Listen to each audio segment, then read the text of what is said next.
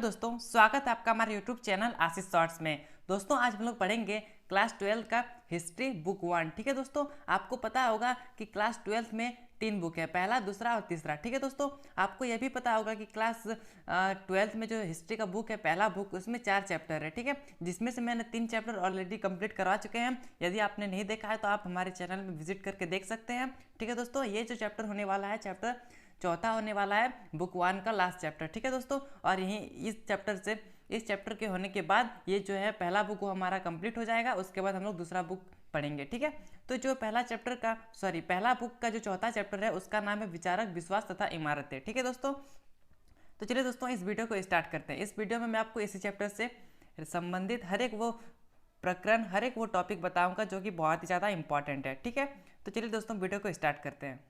दोस्तों आप अपना एनसीईआरटी किताब में देखिएगा तो जो पहला टॉपिक है वो दिया हुआ है सांची की एक झलक। इससे आप क्या समझ पा रहे होंगे?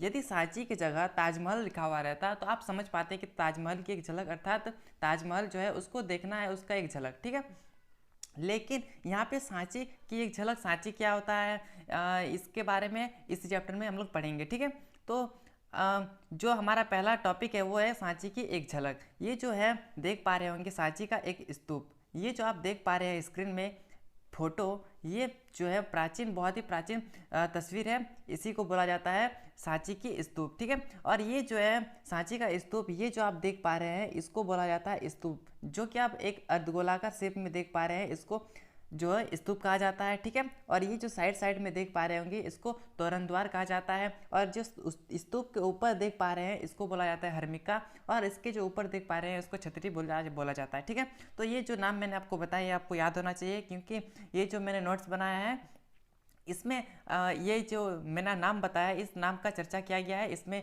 विचार विमर्श किया गया है। तो आप ये नाम याद रख लेते हैं। ये जो मैंने नाम बताया, तोरण द्वार, स्तूप, हर्मिका, छतरी, तो ये नाम आप याद रख लेते हैं तो आपको जो है इसको समझने में बहुत ही आसानी होगी। ठीक है, तो चलिए जानते हैं। ये जो आप स्क्रीन में देख पा रहे होंगे सांची जो है, ये जो है एक बौद्ध धर्म का महत्वपूर्ण साक्ष्य माना जाता है। ठीक है, किसका ना, बौद्ध धर्म का। ठीक है, इसमें बताया गया है कि 19वीं सदी में जो यूरोपीय ने सांची के स्तूप में अपनी दिलचस्पी दिखाई। किन्होंने ना, यूरोपीय के जितने भी इतिहासकार थे, दार्शनिक थे, उन लोग ने जो है सांची का जो स्तूप है उसमें दिलचस्पी दिखाई। ठीक है, फ्रांसीसी भी सांची का स्तूप जो है देखकर बहुत ही मोहित हुए। ठीक है, अंग्रेजी तथा फ्रांसीसी दोनों ही सांची के तोरण द्वार को ले जाना चाहते थे। किन्होंने ना, अंग्रेज जो कि अंग्रेजी है, ठीक है, और ये फ्रांसीसी अर्थात फ्रांस के, ये जो है ये दोनों जो है सांची का जो तोरण द्वार है, मैंने आपको बताया तोरण द्वार क्या होता है, उस मैंने आपको तस्वीर में बताया, ये तोरण द्वार को ले जाना चाहते थे। तो आगे क्या हुआ इसको भी जाने। आगे क्या होता है कि जो फ्रांसीसी ने तो तोरण द्वार को फ्रांस के संग्रहालय में ले जाने के लिए शाहजहां बेगम जो थे वहाँ के शासक, उससे इजाज़त मांगी। ठीक है, ये जो फ्रांसीसी लोग थे ये तो तोरण द्वार को ले जाने के लिए इसमें सहमति जो है, परमिशन भी मांगा। ठीक है, तो आगे क्या हुआ, ये शाहजहां बेगम क्या डिसाइड करते हैं इसको भी जानते हैं। लेकिन बड़ी सावधानी से इन तोरण द्वारों की जो है प्लास्टर प्रकृति बनाई गई। ये जो शाहजहां बेगम है, इसके पास क्या ऑप्शन था? जब फ्रांसीसी लोगों ने मांगा तो इसके पास ऑप्शन था कि या तो इसको जो है तोरण द्वार को ले जाने दें या फिर मना कर दें, दो ही ऑप्शन था। लेकिन शाहजहां बेगम ने इसको बताया कि ठीक है, आप ये इजाज़त है, मतलब आप मांग रहे हैं इसको, तोरण द्वार को आप ले जाना चाहते हैं, उसके ये जो है ले जाने के अलावा ये आप उससे हूबहू जो कि प्रकृति, जो प्लास्टर प्रकृति मैंने बताया, इसका अर्थ होता है वो मतलब एकदम हूबहू उसी तरह का आप भी वहाँ पर अपना क्षेत्र में बना लीजिए। ठीक है, अपना संग्रहालय में बना लीजिए, जिसके कारण आप भी संतुष्ट हो जाइएगा और हमको भी कोई प्रॉब्लम नहीं होगी। तो इस तरह से जो है शाहजहां बेगम ने ये तरकीब निकाली और इससे जो है अंग्रेज और फ्रांसीसी दोनों जो है संतुष्ट हो गए, और इस कारण जो है मूल कृति जो कि सांची का स्तूप था वो भोपाल राज्य में ही अपनी जगह पर रह गई। ठीक है, तो आशा करता हूँ दोस्तों ये जो मैंने समझाया, शाहजहां बेगम ने कैसा डिसीजन लिया, किस तरह से जो है अपना सांची का स्तूप को बचा के रखा, किस तरह से संरक्षण किया, इसको बहुत ही अच्छे ढंग से आपको समझ में आ गई होगी। ठीक है, तो इसी को जाने कि भोपाल के शासक जो है शाहजहां बेगम, वो उसके बारे में थोड़ा सा जानते हैं। ठीक है, भोपाल के शासक जो है शाहजहां बेगम और उनकी उत्तराधिकारियाँ सुल्तान जहां बेगम ने इस प्राचीन स्थल के रखरखाव के लिए जो है धन अनुदान किया। क्या किया? न जो शाहजहाँ बेगम है और उसके उत्तराधिकारी जो कि सुल्तान जहाँ बेगम है, इन दोनों ने क्या किया कि इस जो है जो मैंने बताया आपको सांची का स्तूप, इसका रख रखाव के लिए धन का अनुदान किया, ठीक है, अनुदान दिया, पैसा दिया, ठीक है, इसका रख रखाव के लिए, सुरक्षा के लिए, ठीक है। अब जॉन मार्शल ने सांची का महत्व जो है इसको समझा, जो सांची का महत्व है इसको देखा समझा, ठीक है, और उस पर जो है एक ग्रंथ लिखा। ये अब जो है जॉन मार्शल, इसके बारे में मैं आपको बता जो है ये जो है जॉन मार्शल, इसके बारे में मैं आपको चैप्टर 1 हड़प्पा सभ्यता में बताया है, ठीक है। आपको मैंने बहुत ही अच्छे ढंग से बताया था कि जो जॉन मार्शल थे, इसके नेतृत्व में जो है दयाराम साहनी और जो रखालदास बनर्जी थे, ये दोनों ने जो है हड़प्पा सभ्यता की खुदाई की, हड़प्पा और मोहनजोदड़ो की उसमें जो अवशेष मिले उससे, मतलब इसके बारे में मैं आपको बता चुका हूँ जॉन मार्शल के बारे में, ठीक है। तो आपको याद होगा जॉन मार्शल के बारे में। ये क्या किया ना, बहुत ही अच्छे ढंग से इसका जो है महत्व को समझा और उस पर एक ग्रंथ लिखा, ठीक है। इतना तो आप तो समझ में आ गया होगा। तथा अपने द्वारा लिखे गए ग्रंथों का जो है सुल्तान जहाँ को समर्पित किया, ठीक है। ये जो है ग्रंथ लिखा और जो है सुल्तान जहाँ को समर्पित इसको दे दिया, ठीक है। सुल्तान जहाँ कौन थे ना, इसके उत्तराधिकारी किसके ना, शाहजहाँ बेगम के, ठीक है। अब सुल्तान जहाँ ने जो है वहाँ पर एक संग्रहालय तथा अतिथिशाला बनाने के लिए भी धन का अनुदान किया। शाहजहाँ बेगम पहले क्या किया कि जो है सांची का स्तूप, उसका रख रखाव के लिए पैसा दिया, ठीक है। उसके बाद क्या किया ना, जो है संग्रहालय तथा इस अतिथिशाला इसको भी बनाने के लिए जो है इन्होंने पैसा दिया, ठीक है। और सुल्तान जहाँ ने जॉन मार्शल के द्वारा जो लिखी गई पुस्तक के प्रकाशन में भी धन दिया। मैंने क्या क्या बताया, ये जो है सुल्तान शाहजहाँ जो कि शाहजहाँ बेगम के उत्तराधिकारी हैं, ये पहले जो है सांची का स्तूप के रख रखाव के लिए उसका सुरक्षा के लिए धन मतलब पैसा दिया, ठीक है। दूसरा काम इन्होंने क्या किया, जो संग्रहालय था और जो अतिथिशाला थे उसको बनाने के लिए भी पैसा दिया, ठीक है। उसके बाद क्या करता है कि जो जॉन मार्शल ने जो ग्रंथ लिखा था उसका प्रकाशन के लिए, उसका प्रिंट करने के लिए, उसके लिए भी उन्होंने पैसा दिया, ठीक है। तो आशा करता हूँ दोस्तों, जो सुल्तान जहाँ थे वो जितने भी मदद किए, जितने भी धन दिए, ये आपको बहुत ही अच्छे ढंग से समझ में आ गए होंगे, ठीक है। अब हमारा नेक्स्ट टॉपिक जो है ये है यज्ञ और विवाद, ठीक है। आपको पता होगा कि यज्ञ किस तरह से होता है, नहीं पता है तो मैं आपको बताता हूँ। यज्ञ जो होता है, जैसे कि यहाँ पे बीचों बीच में जो है आग जलाया जाता है, ठीक है। यहाँ पे पंडित बैठा जाता है, ठीक है, और इधर जो है एक दो आदमी बैठा हुआ रहता है, जिसमें ये पंडित जो है पूजा वूजा करते हैं, मंत्र वंत्र पढ़ते हैं, ठीक है। तो इस तरह से यज्ञ होता है। आप यदि देखे होंगे यज्ञ तो आपको बहुत ही अच्छे ढंग से आपको समझ में आया होगा, ठीक है। और ये जो विवाद है, विवाद मतलब जैसे कि डिबेट हो गया, वाद विवाद, इस तरह से आप समझ सकते हैं। तो यज्ञ और विवाद क्या है इसको भी जानें। ईसा पूर्व पहली सहस्त्रावधि, इसका मतलब क्या हुआ, ईसा पूर्व अर्थात मैं आपको समझाता हूँ, पहले पढ़ लीजिए। ईसा पूर्व पहली सहस्त्रावधि का समय दुनिया के इतिहास में एक महत्वपूर्ण मोड़ माना जाता है। तो इसका मतलब क्या हुआ, पहले ये समझिए कि जो मैंने आपको बताया ईसा पूर्व पहली सहस्त्रावधि, इसका अर्थ क्या हुआ। ईसा पूर्व पहली सहस्त्रावधि, इसका कहने का मतलब है कि सहस्त्रावधि मतलब होता है 1000 साल। 1000 साल का अर्थ होता है सहस्त्रावधि, जैसे कि दशक मतलब 10 साल, उस प्रकार से सहस्त्रावधि मतलब 1000 साल, ठीक है। इतना तो आपको समझ में आया होगा। और ईसा पूर्व पहली अर्थात आपको पता होगा कि जो है ईसा मसीह जो है, इसके जन्म से जितने भी पीछे के काल हैं उसको ईसा पूर्व बोला जाता है, और इसके बाद के जो काल हैं इसको ईस्वी में माना जाता है, ठीक है। ये आपको नहीं पता है तो आप हमें कमेंट कर सकते हैं, हम इसके बारे में बहुत ही अच्छे ढंग से एक वीडियो बना के आपको प्रोवाइड कर सकते हैं, ठीक है। तो ये जो है ईसा मसीह, इसके जो पहले के काल है इसको ईसा पूर्व माना जाता है, और इसके बाद जो है इसको ईस्वी में माना जाता है, ठीक है। अब क्या हुआ कि ईसा पूर्व पहली सहस्त्रावधि अर्थात ईसा पूर्व के पहले के 1000 साल, ईसा पूर्व सहस्त्रावधि मतलब मैंने क्या बताया 1000 साल, ठीक है।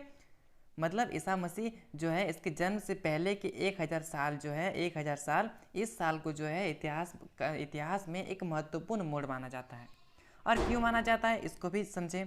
ये जो है इस काल में क्या हुआ कि ईरान के जो है जरतुस्त्र, चीन के जो है खुंगतसी जो कि जिसे कोंगजीवी कहा जाता है, ठीक है, और यूनान के सुरकात, प्लेटो, अरिस्तो, और भारत के महावीर, बुद्ध, ये जो है इस काल से संबंधित थे। इसी कारण ये जो है इतिहासकार का बहुत ही महत्वपूर्ण मोड़ माना जाता है, ठीक है।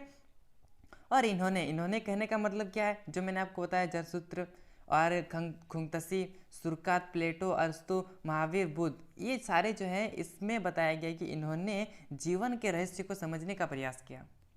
ठीक है, मैंने आपको जितने भी नाम बताए इन्होंने क्या किया कि जीवन को समझने का प्रयास किया।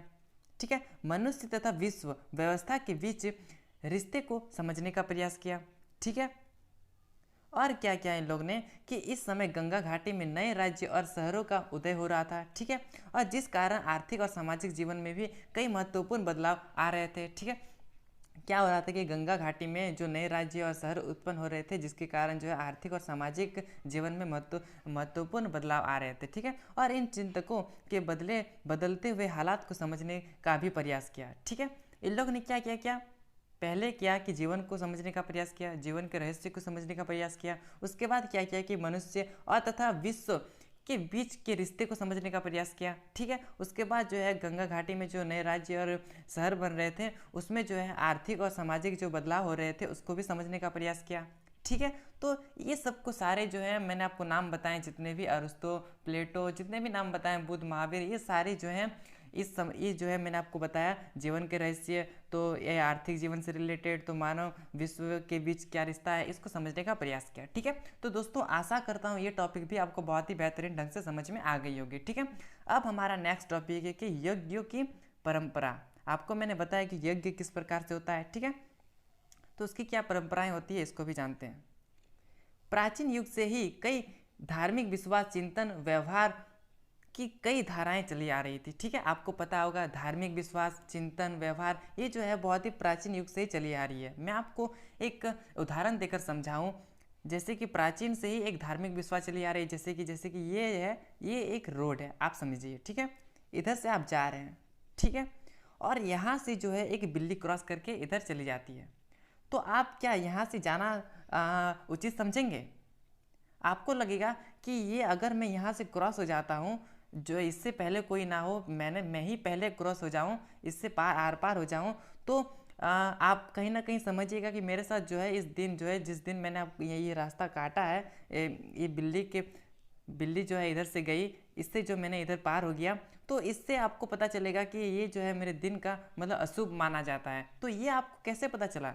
क्योंकि आप जो है धार्मिक विश्वास जो है प्राचीन युग से जो चली आ रही है वो आप मानते हैं, इस कारणवश आपको ये लगा। ठीक है, और यही जो है धाराएं जो है चली आ रही थी। ठीक है, आशा करता हूँ ये पॉइंट आपको बहुत ही अच्छे ढंग से समझ में आई होगी। ठीक है, पूर्व वैदिक परंपरा की जानकारी जो है हमें ऋग्वेद से मिलती है। ठीक है, आपको पता होगा वैदिक परंपरा के बारे में, तो आपको ये भी पता होगा कि ऋग्वेद जो है इसी काल से माना जाता है और इसके बारे में ये जानकारी मिलती है। ठीक है, ऋग्वेद में जो है अग्नि, सोम, इंद्र, ये जो है कई देवताओं का अस्तित्व जो है संग्रहालय उपलब्ध था। अर्थात ये जो है ऋग्वेद में जो है ये अग्नि, सोम, इंद्र, ये जो है महत्वपूर्ण देवता हुआ करते थे उस समय में, ऋग्वेद काल में। ठीक है दोस्तों, आपके जो एग्जाम पेपर में ये क्वेश्चन आता है कि जो यज्ञ होता है वो लोग यज्ञ क्यों करवाते हैं। मैंने आपको बताया जो कि बीच बीच में आग जला रहता है, यहाँ इधर पंडित बैठे हुए रहते हैं, इधर एक दो दिन मतलब कितने भी आदमी बैठे हुए रहते हैं, इससे मतलब नहीं है, लेकिन इस तरह से हुआ करता है। लेकिन ये जो है क्यों करवाते हैं, ये जो आदमी है ये सब यज्ञ क्यों करवाते हैं, तो इसको जाने। इसका पहला कारण जो है ये है मवेशी के लिए, अर्थात जितने भी उनके पालतू जानवर हैं उसका जो स्वास्थ्य अगर खराब हो या फिर कुछ भी प्रॉब्लम हो तो उसके लिए यज्ञ करवा देते हैं। पहला पॉइंट समझ में आ गया। दूसरा पॉइंट है पुत्र के लिए, अर्थात पुत्र को कोई भी बीमारी हो गया, क्या उसका कुछ भी प्रॉब्लम है, कुछ भी दुख है, ठीक है, तो उसका सोल्यूशन के लिए यज्ञ करवा देते हैं। ठीक है, अच्छे स्वास्थ्य के लिए तीसरा पॉइंट है। अच्छे स्वास्थ्य कहने का मतलब है यदि किसी का तबीयत खराब हो गया है, ठीक ही नहीं हो रहा है, बहुत ही मतलब दवाई ववाई ले लिया फिर भी ठीक नहीं हो रहा है, तो वो यज्ञ करवाते थे जिसके कारण उसका जो है स्वास्थ्य ठीक हो जाए। ठीक है, और चौथा जो पॉइंट है वो है लंबी उम्र के लिए, अर्थात जो है कोई जो आदमी हुआ करता था वो उसको मतलब ज़्यादा उम्र जीने का शौक है तो वो इसके लिए यज्ञ करवाते थे। ठीक है दोस्तों, तो आशा करता हूँ मैंने जितने भी यज्ञ के बारे में पॉइंट्स बताए आपको अच्छे ढंग से समझ में आए होंगे। ठीक है, प्रारंभ में यज्ञ सामूहिक रूप से किए जाते थे। ठीक है, बहुत सारे वहाँ पे लोग रहते थे और उसके कारण जो है यज्ञ करवाया जाता था। ठीक है, लेकिन बाद में कुछ यज्ञ जो है घरों के मालिक द्वारा किए जाने लगे। ठीक है, राजसूय यज्ञ और अश्वमेध यज्ञ काफ़ी जटिल थे। अर्थात ये राजसूय यज्ञ और अश्वमेध यज्ञ क्या होता है इसको भी थोड़ा सा जाने। राजसूय यज्ञ ये क्या होता है कि जब कोई राजा राजा का पद छोड़ देता है, उसके बाद राजा बनता है उसका बेटा। ये तो आप जानते होंगे, इसको वंशानुगत परंपरा या फिर पितृवंशिक व्यवस्था कहा जाता है। मैंने आपको पिछले चैप्टर में अच्छे ढंग से बताया था, ठीक है। तो इसमें क्या होता है कि जब राजा अपना गद्दी छोड़ के अपना बेटा को राजा बनाता है, ठीक है, तब क्या होता है कि एक यज्ञ किया जाता है उस समय, ठीक है, जिसको राजसूय यज्ञ कहा जाता है, ठीक है। आशा करता हूँ दोस्तों कि राजसूय यज्ञ आपको समझ में आया होगा, ठीक है। अब दूसरा है कि अश्वमेध यज्ञ। इसमें क्या होता है, ये जो है यज्ञ दोनों मैंने बताया, ये बहुत ही महत्वपूर्ण शासक द्वारा, बहुत ही ताकतवर शासक द्वारा किया जाता था, ठीक है। ये अब अश्वमेध यज्ञ क्या होता है इसको भी जाने। अश्वमेध यज्ञ में क्या होता है कि अश्व मतलब घोड़ा, ठीक है। एक घोड़ा को जो है सजाया जाता है, बहुत ही बेहतरीन ढंग से, अच्छे ढंग से सजाया जाता है, ठीक है। यज्ञ किया जाता है, उसके बाद ये जो है घोड़ा होता है इसको छोड़ दिया जाता है, ठीक है।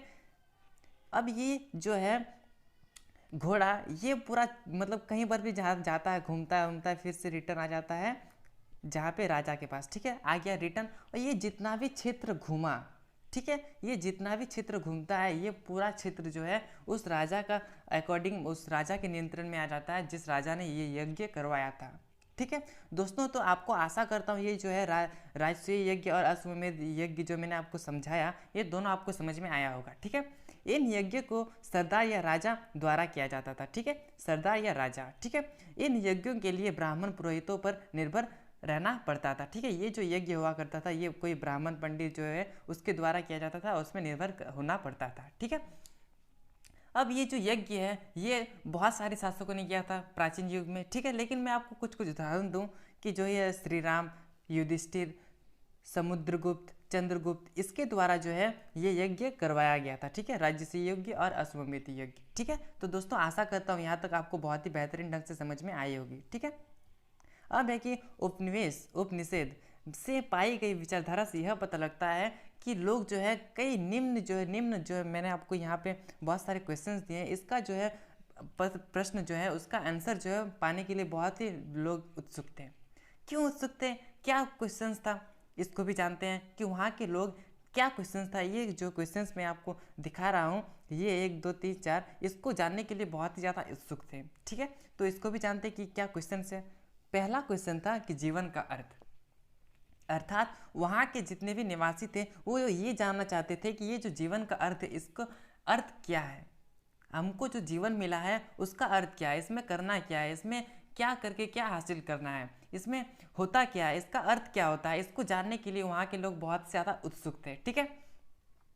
तो दोस्तों यदि आपसे मैं एक सिंपली पूछूं कि ये जो है जीवन का अर्थ से आप क्या समझते हैं, आप क्या समझते हैं, आपके अकॉर्डिंग जीवन का अर्थ क्या होता है, ये आप कमेंट बॉक्स में ज़रूर कमेंट करें, ठीक है। उसके बाद दूसरा क्वेश्चन है कि मृत्यु के बाद जीवन की संभावना।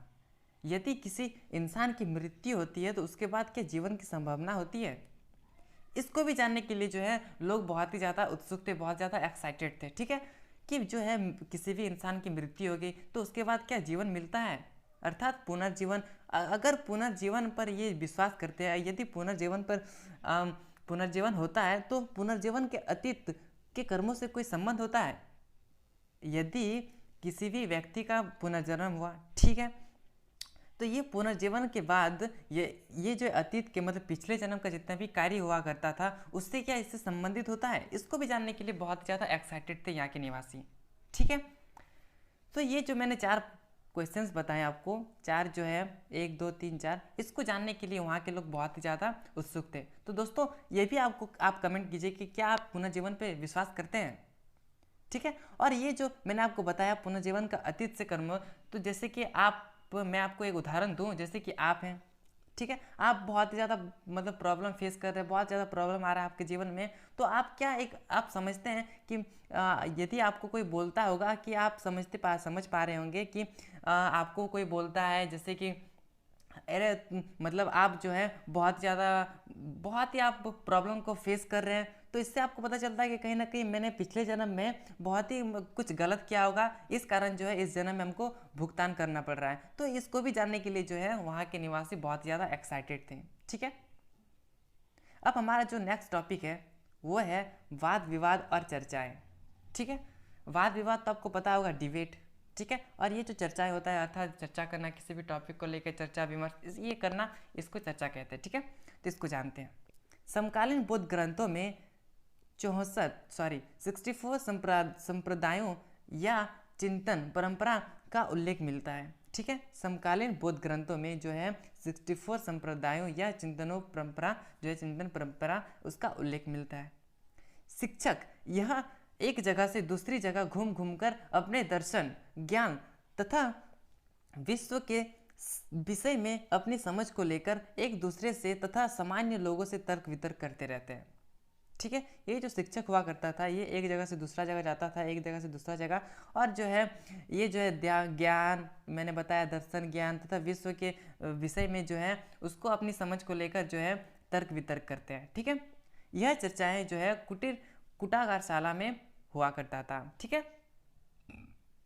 और ये जो कुटागारशाला इसका मतलब क्या होता है कि एक झोपड़ी जिसका छत जो है वो एक नुकीले वाला हो, अर्थात जो मैं आपको ये समझा के बताता हूँ, ये जो है आपका झोपड़ी है। ठीक है, और यहाँ पे जो है इस तरह का एक नुकीला जो है छत हुआ करता था, इसको बोला गया है कुटागारशाला। ठीक है, इसी का अर्थ होता है कुटागारशाला। ये जो तर्क वितर्क हुआ करता था ये एक कुटागारशाला में हुआ करता था, या फिर यह ऐसे उपवन में होती थी जहाँ घुम्मड़ मनुष्य रहते थे, घुम्मड़ मनीषी ठहरते थे। अब घुम्मड़ मनीषी अर्थात मनीषी का अर्थ क्या होता है, यह आपको समझने में थोड़ी सी तकलीफ हो रही होगी, तो मैं आपको बता दूं कि ये जो मनीषी हुआ करता था वो उसका अर्थ होता है ज्ञानी, विद्वान, चिंतन करने वाला। वहाँ पे जो है तर्क वितर्क किया जाता था। ठीक है, ये जो शिक्षक हुआ करते थे एक जगह से दूसरा जगह गया, फिर से अपने दर्शन, ज्ञान जितने भी उसको लेकर समझ है उसके बारे में सामान्य लोगों से तर्क वितर्क करते थे। तो कहाँ करते थे, तो एक होता था कुटागारशाला, या फिर ऐसा जगह जहाँ पे घुम्मड़ मनीषी ठहरते थे, उस जगह पे, इस दोनों जगह पे जो है ठहर के तर्क वितर्क किया जाता था। ठीक है, इन चर्चाओं में यदि कोई शिक्षक अपनी प्रतिद्वंदी को अपनी बातों तथा तर्कों से समझा लेता था तो वह अपने अनुयायियों के साथ उसका शिष्य बन जाता था। अर्थात जैसे कि कोई दो शिक्षक है, एक शिक्षक दो शिक्षक, ठीक है, इसके दोनों के बीच वाद विवाद हो रहा है। ठीक है, दोनों के बीच वाद विवाद हो रहा है। ठीक है, दोनों, ये इसका प्रतिद्वंदी है, ये इसका प्रतिद्वंदी अर्थात कॉम्पिटिटर। ठीक है, तो इसमें क्या होता था कि यदि कोई शिक्षक हार जाता था, ठीक है, आप समझिए एक शिक्षक दो शिक्षक, ये शिक्षक सोचिए हार गया, तो इसके जितने भी अनुयायी हैं, जितने भी शिष्य, इसके जितने भी शिष्य हैं, ये सारे जो है इसके शिष्य बन जाएंगे जो जीत जाता था। ठीक है, तो आशा करता हूँ दोस्तों ये आपको समझ में आया होगा। ऐसे ही कुछ शिक्षक में महावीर और गौतम बुद्ध भी शामिल थे।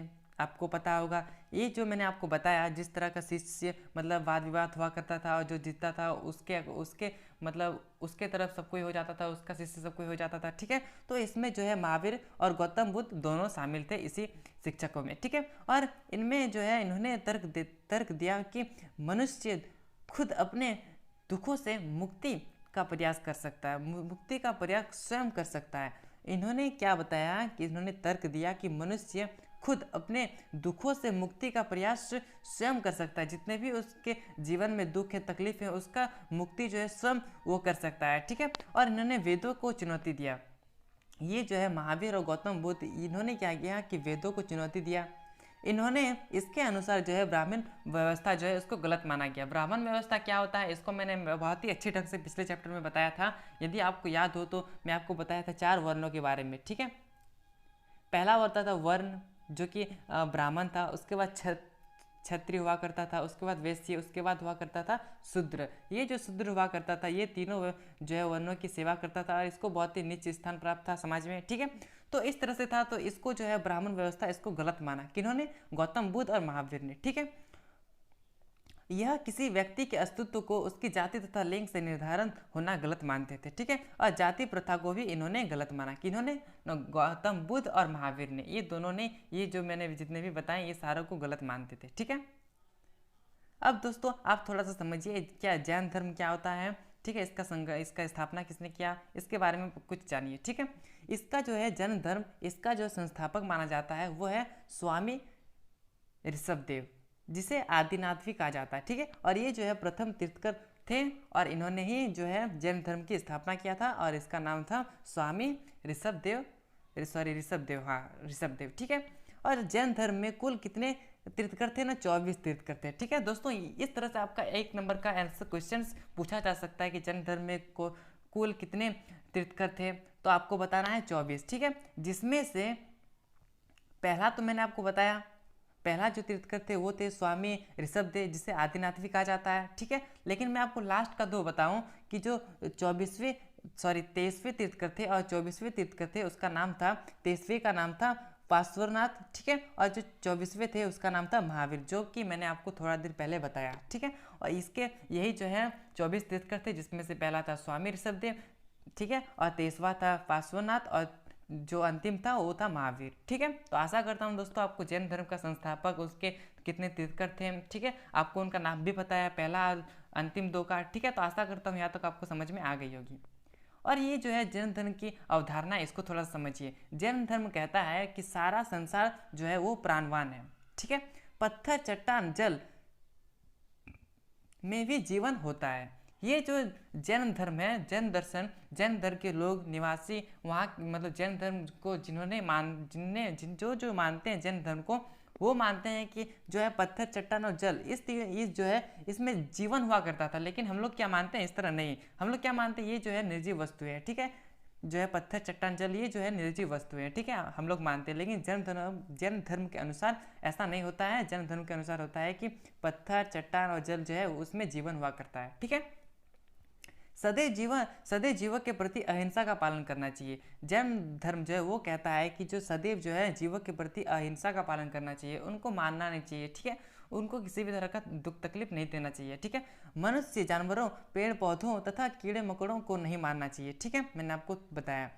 जैन अहिंसा के सिद्धांत ने पूरे भारत चिंतन को जो है प्रभावित किया। ये जो जैन धर्म है, जैसे कि मैंने आपको बताया, पत्थर चट्टान, इसमें सजीव, ये जो है इसमें जीवन हुआ करता था, ठीक है, ये जो है जितने भी वस्तु हुआ करते थे, इसको सबको जीवन प्रदान ये लोग मानते हैं, ठीक है। और ये जो है मानते हैं कि किसी के भी ऊपर अहिंसा नहीं करना चाहिए, ठीक है, इस तरह का इन लोग मानते हैं। अहिंसा करना चाहिए, हिंसा नहीं करना चाहिए, ठीक है। और ये जो जैन धर्म है जो है भारत के चिंतन को प्रभावित किया, ठीक है। जैन धर्म के लोग मानते हैं कि जन्म और पुनर्जीवन का चक्र जो होता है वो मनुष्य के कर्मों द्वारा निर्धारित किया जाता है, ठीक है।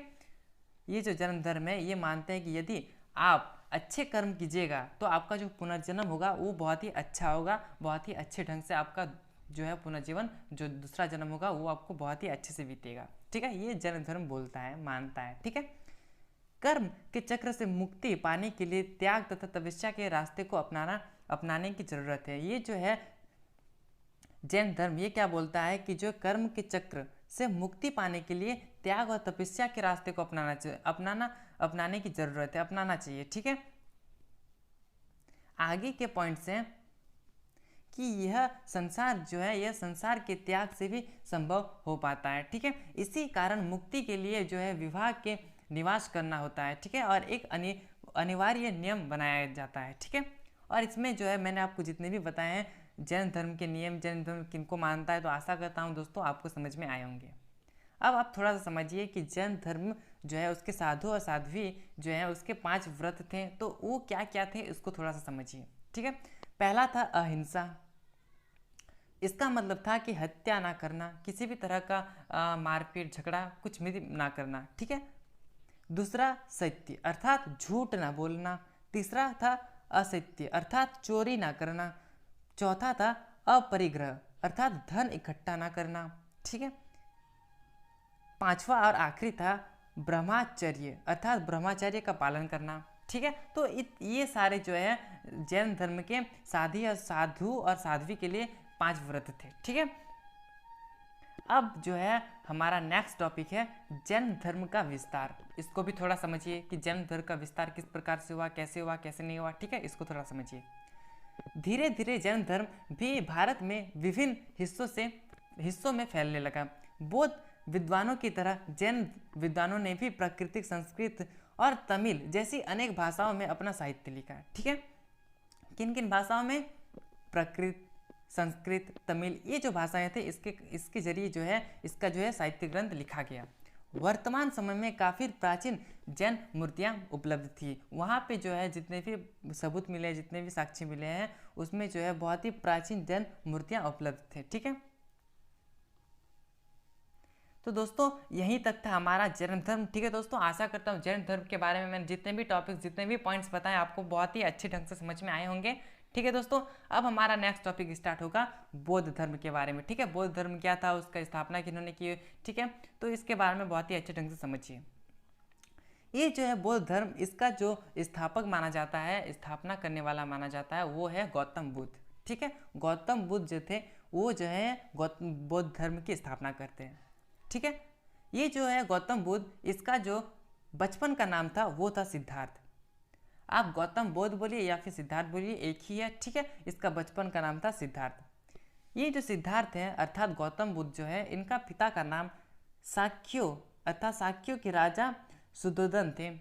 इनके पिता थे, इनके पुत्र थे सिद्धार्थ, जिन्होंने बौद्ध धर्म का जो है स्थापना किया। ठीक है, यहाँ तक तो आपको समझ में आया होगा। इसकी जो माता थी वो थी महामाया देवी, जो कि जो है सिद्धार्थ जो है, इनका जन्म के 7 दिन के बाद जो है इनकी मृत्यु हो गई, महामाया देवी की मृत्यु हो गई। और इसका जो पालन किया, सिद्धार्थ का पालन वो जो है प्रजापति गौतमी ने किया था। ठीक है, प्रजापति गौतमी जो है, इन्होंने सिद्धार्थ की जो है इसको पाला था। ठीक है, और इसका जो जन्म है गौतम बुद्ध का अर्थात सिद्धार्थ का, वो माना जाता है 563 ईसा पूर्व BC अर्थात ईसा पूर्व। कहाँ पे ना, नेपाल के जो लुम्बिनी है, वहाँ के कपिल वस्तु, वहाँ पे इनका जन्म हुआ था, ऐसा माना जाता है। ठीक है, और इसका जो गृह त्याग मतलब क्या होता है, गृह मतलब होता है घर, और त्याग मतलब होता है त्याग, किसी भी चीज़ को छोड़ना, अर्थात यहाँ पे घर को छोड़ना। तो जो सिद्धार्थ थे, गौतम बुद्ध थे, वो अपना घर जो है अपने जब उनका 29 वर्ष हो रहा था, उस समय अपना घर को त्याग दिए थे। ठीक है, किन्होंने ना, सिद्धार्थ अर्थात गौतम बुद्ध ने। और जो है इनकी मृत्यु जब हुई थी, उनकी मृत्यु की तिथि है 483 ईसा पूर्व में इनकी मृत्यु हुई थी। ठीक है, कहाँ पे, उत्तर प्रदेश के कसिया गांव में। ठीक है, तो दोस्तों आशा करता हूँ इनके जितने भी मैंने पॉइंट्स बताए, इसकी माता का नाम, इनके पिता का नाम, इनका जन्म, ठीक है, कहाँ पे हुआ, इतने जितने भी मैंने बताए, इनकी मृत्यु कब हुई, सारे आपको बहुत ही अच्छे ढंग से समझ में आए होंगे। ठीक है, अब है कि इनकी जो है ज्ञान प्राप्ति वो कहाँ पे हुआ, इसको भी थोड़ा जाने।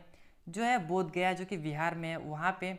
ठीक है, और जो है निर्जना नदी के सामने जो है पीपल का वृक्ष, वहाँ पे इनको ज्ञान की प्राप्ति हुई, ऐसा माना जाता है। ठीक है, अब जो है एक जो है इसको जब ज्ञान की प्राप्ति हो गई गौतम बुद्ध को, इन्होंने जब ज्ञान की प्राप्ति हो गई, उसके बाद जो इन्होंने प्रथम उपदेश दिया था, वो दिया था सारनाथ अर्थात 5 ब्राह्मणों को दिया था, और इसे धर्म चक्र प्रवर्तन भी कहा जाता है। ठीक है, तो दोस्तों ये जो है प्रथम उपदेश, ये आपके एग्जाम में प्रश्न पूछा जा सकता है कि जो गौतम बुद्ध थे, वो अपने ज्ञान प्राप्त करने के बाद अपना प्रथम उपदेश किसको, कहाँ और कैसे दिया था, ये आपसे क्वेश्चन पूछा जा सकता है। तो दोस्तों आप इसको बहुत ही अच्छे ढंग से याद रखिए। ठीक है, और ये जो है भगवान गौतम बुद्ध, इनका जन्म कपिल वस्तु जो लुम्बिनी जो कि नेपाल में है, वहाँ पे हुआ था, मैंने आपको थोड़ा देर पहले बताया। ठीक है, और इसका बचपन का नाम सिद्धार्थ था, ये भी मैंने बताया। और ये जो है शाक्य कबीलों के सरदार के पुत्र थे, ये भी मैंने बताया। और सिद्धार्थ जो है उसको जीवन के कटु यथार्थ से दूर महलों की 4 दीवारियों में सभी सुख सुविधाओं का प्रदान किया गया था। ठीक है, अर्थात ये महल है, आप समझिए एक महल है। ठीक है, इसके अंदर जो है सारी व्यवस्थाएं, जितनी व्यवस्था होनी चाहिए सिद्धार्थ के लिए, सारी व्यवस्था यहाँ पे की गई थी। ठीक है, महल के 4 दीवारों के अंदर। ठीक है, इसमें ये इस तरह का क्यों हुआ, क्या हुआ था, मैं आपको थोड़ा बताऊं कि इसमें माना जाता है कि एक ब्राह्मण थे। ठीक है, उन्होंने बताया था इनके पिता को, सिद्धार्थ के पिता को, कि यदि मतलब बताया था कि ये जो सिद्धार्थ है, ये जो है कभी ना कभी घर जो है इसको त्याग कर देगा और कहीं ना कहीं ये चला जाएगा। ठीक है, ये जो है ब्राह्मण बताए थे। ठीक है, तो इसी कारण जो है इनके पिता जो है इनको महल के 4 दीवार के अंदर सारे सारे सुख सुविधा के अंदर इसको रखे थे, जिसके कारण ये जो है कहीं भी ये जो है अपने घर को त्याग ना दे, इस कारण बस ये जो है 4 दीवारी के अंदर इसको रखा गया था। ठीक है, सिद्धार्थ महल के बाहर की दुनिया को देखना चाहते थे। ठीक है, ये जो है 4 दीवारी के अंदर इतने सालों तक रहे। ठीक है, तो ये चाहते थे कि बाहर की दुनिया कैसी होती है, किस तरह की नहीं होती है, इसको जानना चाहते थे। ठीक है, देखना चाहते थे। एक बार उन्होंने अपने सारथी को शहर घुमाने के लिए मनाया। अपने उसके जो साथी हुआ करते थे उसको बहुत ही मतलब कष्ट से उसको मनाया कि चलिए हमको घुमाने ले चलिए, ठीक है, शहर को हमको घूमना है, शहर को देखना है, ठीक है, कहाँ क्या है बाहर की बाहर का जो दुनिया है वो किस तरह से है, कैसा नहीं है, आपको देखना है, इस तरह से मतलब मनाया, ठीक है। और क्या हुआ कि जब वह महल की बाहर की दुनिया में आए तो वह एक पहली यात्रा काफ़ी पीड़ादायक थी। उनकी जो पहला यात्रा था, उन्होंने जो पहला यात्रा किया महल के बाहर, वो बहुत ही कष्ट से गुजरा, बहुत ही पीड़ादायक से हुआ, ठीक है, बहुत ही पीड़ादायक, इनको बहुत ही कष्ट का सामना करना पड़ा। उन्होंने जो है बाहर जो है 4 दृश्य देखे जिससे उनका जीवन परिवर्तन हो गया। ऐसा क्या 4 चित्र थे, क्या 4 दृश्य थे, उसको देखकर मतलब जो गौतम बुद्ध हैं उनका जीवन ही परिवर्तित हो गया। इनको इतना विशाल नाम मतलब बहुत ही अच्छे ढंग से इसको जो है माना जाता है बौद्ध धर्म के अनुसार। तो क्या हुआ क्या नहीं हुआ इसको भी थोड़ा जाने कि 4 दृश्य क्या थे, ठीक है। ये जो 4 दृश्य थे उसमें से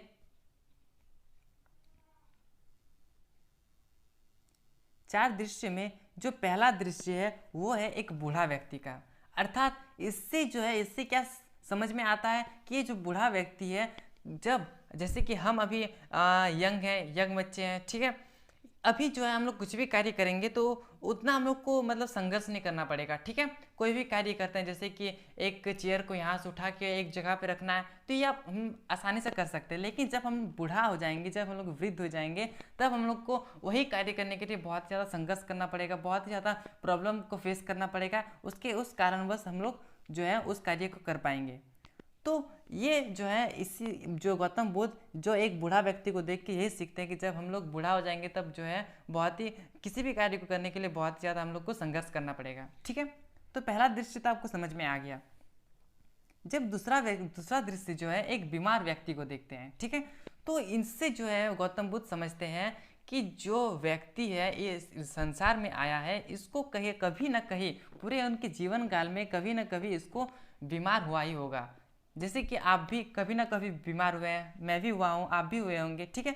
तो इस प्रकार से ये इनको समझ में आता है कि जो इंसान जीवन यहाँ पे धरती पर आया है उनको अपने जीवन काल में जो भी ये करता है उसमें कहीं ना कभी जो है ये बीमार पड़ता है, ठीक है दोस्तों।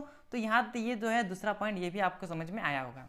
अब जो है ये है तीसरा पॉइंट। तीसरा जो है एक लाश। इसको देखकर ये गौतम बुद्ध समझते हैं कि जो व्यक्ति धरती पे आया है उसका कभी ना कभी मरण होगा ही, कभी ना कभी वो जो है दुनिया छोड़ के जाएगा ही, ठीक है।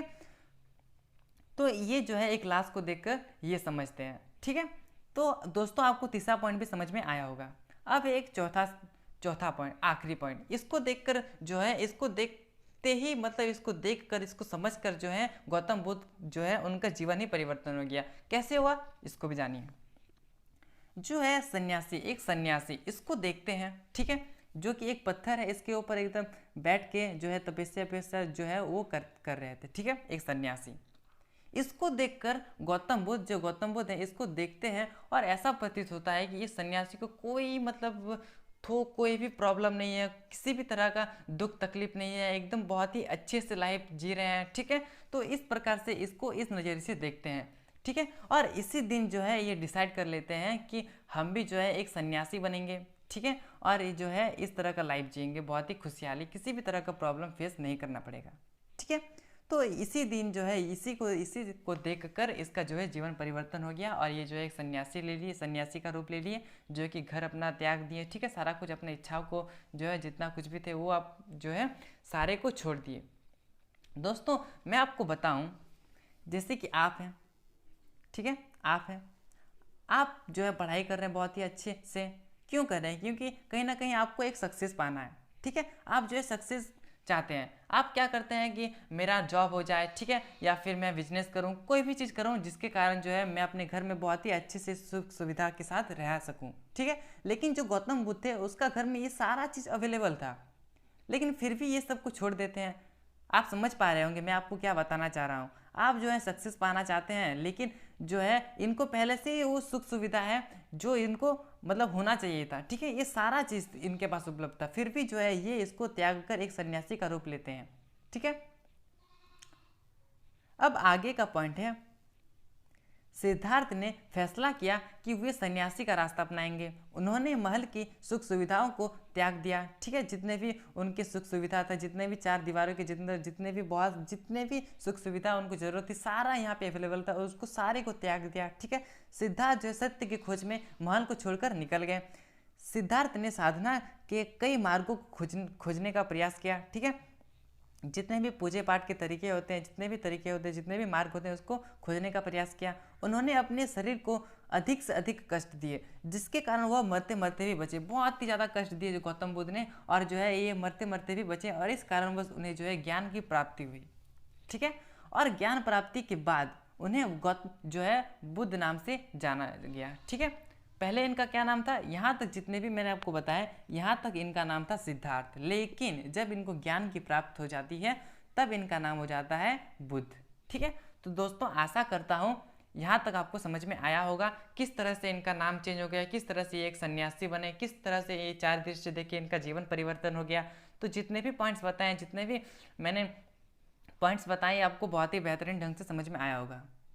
आखिरी पॉइंट है कि बाकी जीवन भर उन्होंने धर्म और संयम जीवन यापन की शिक्षा दी। जीवन का अर्थ क्या होता है, किस प्रकार से जीवन हमको जो मिला है वो कैसा होता है, किस कारणवश होता है, ये जो है इनकी शिक्षा देना स्टार्ट करते हैं, ठीक है। अब जो है हम समझेंगे कि ये जो है बुद्ध की शिक्षाएं गौतम बुद्ध की, ये कहाँ से कैसे प्राप्त होती है, किस तरह से नहीं होती है, इसको जानते हैं। इसकी जो शिक्षाएं हैं ये त्रिपिटक से प्राप्त होती है। जैसे कि पहला पिटक जो है विनय पिटक, दूसरा है सुत्त पिटक, तीसरा है अभिधम पिटक। विनय पिटक से प्राप्त होता है बौद्ध संघ के नियम, ठीक है। सुत्त पिटक से प्राप्त होता है उपदेश, ठीक है, गौतम बुद्ध के किस तरह कैसे उपदेश थे, ठीक है। और तीसरा जो है अभिधम पिटक, इससे प्राप्त होता है, इससे जानकारी मिलती है हम लोग दार्शनिक सिद्धांत के बारे में। तो ये जो है बुद्ध की शिक्षा ये त्रिपिटक से प्राप्त चलती है, विनय पिटक, सुत्त पिटक और जो है अभिधम पिटक, इससे प्राप्त होती है, ठीक है।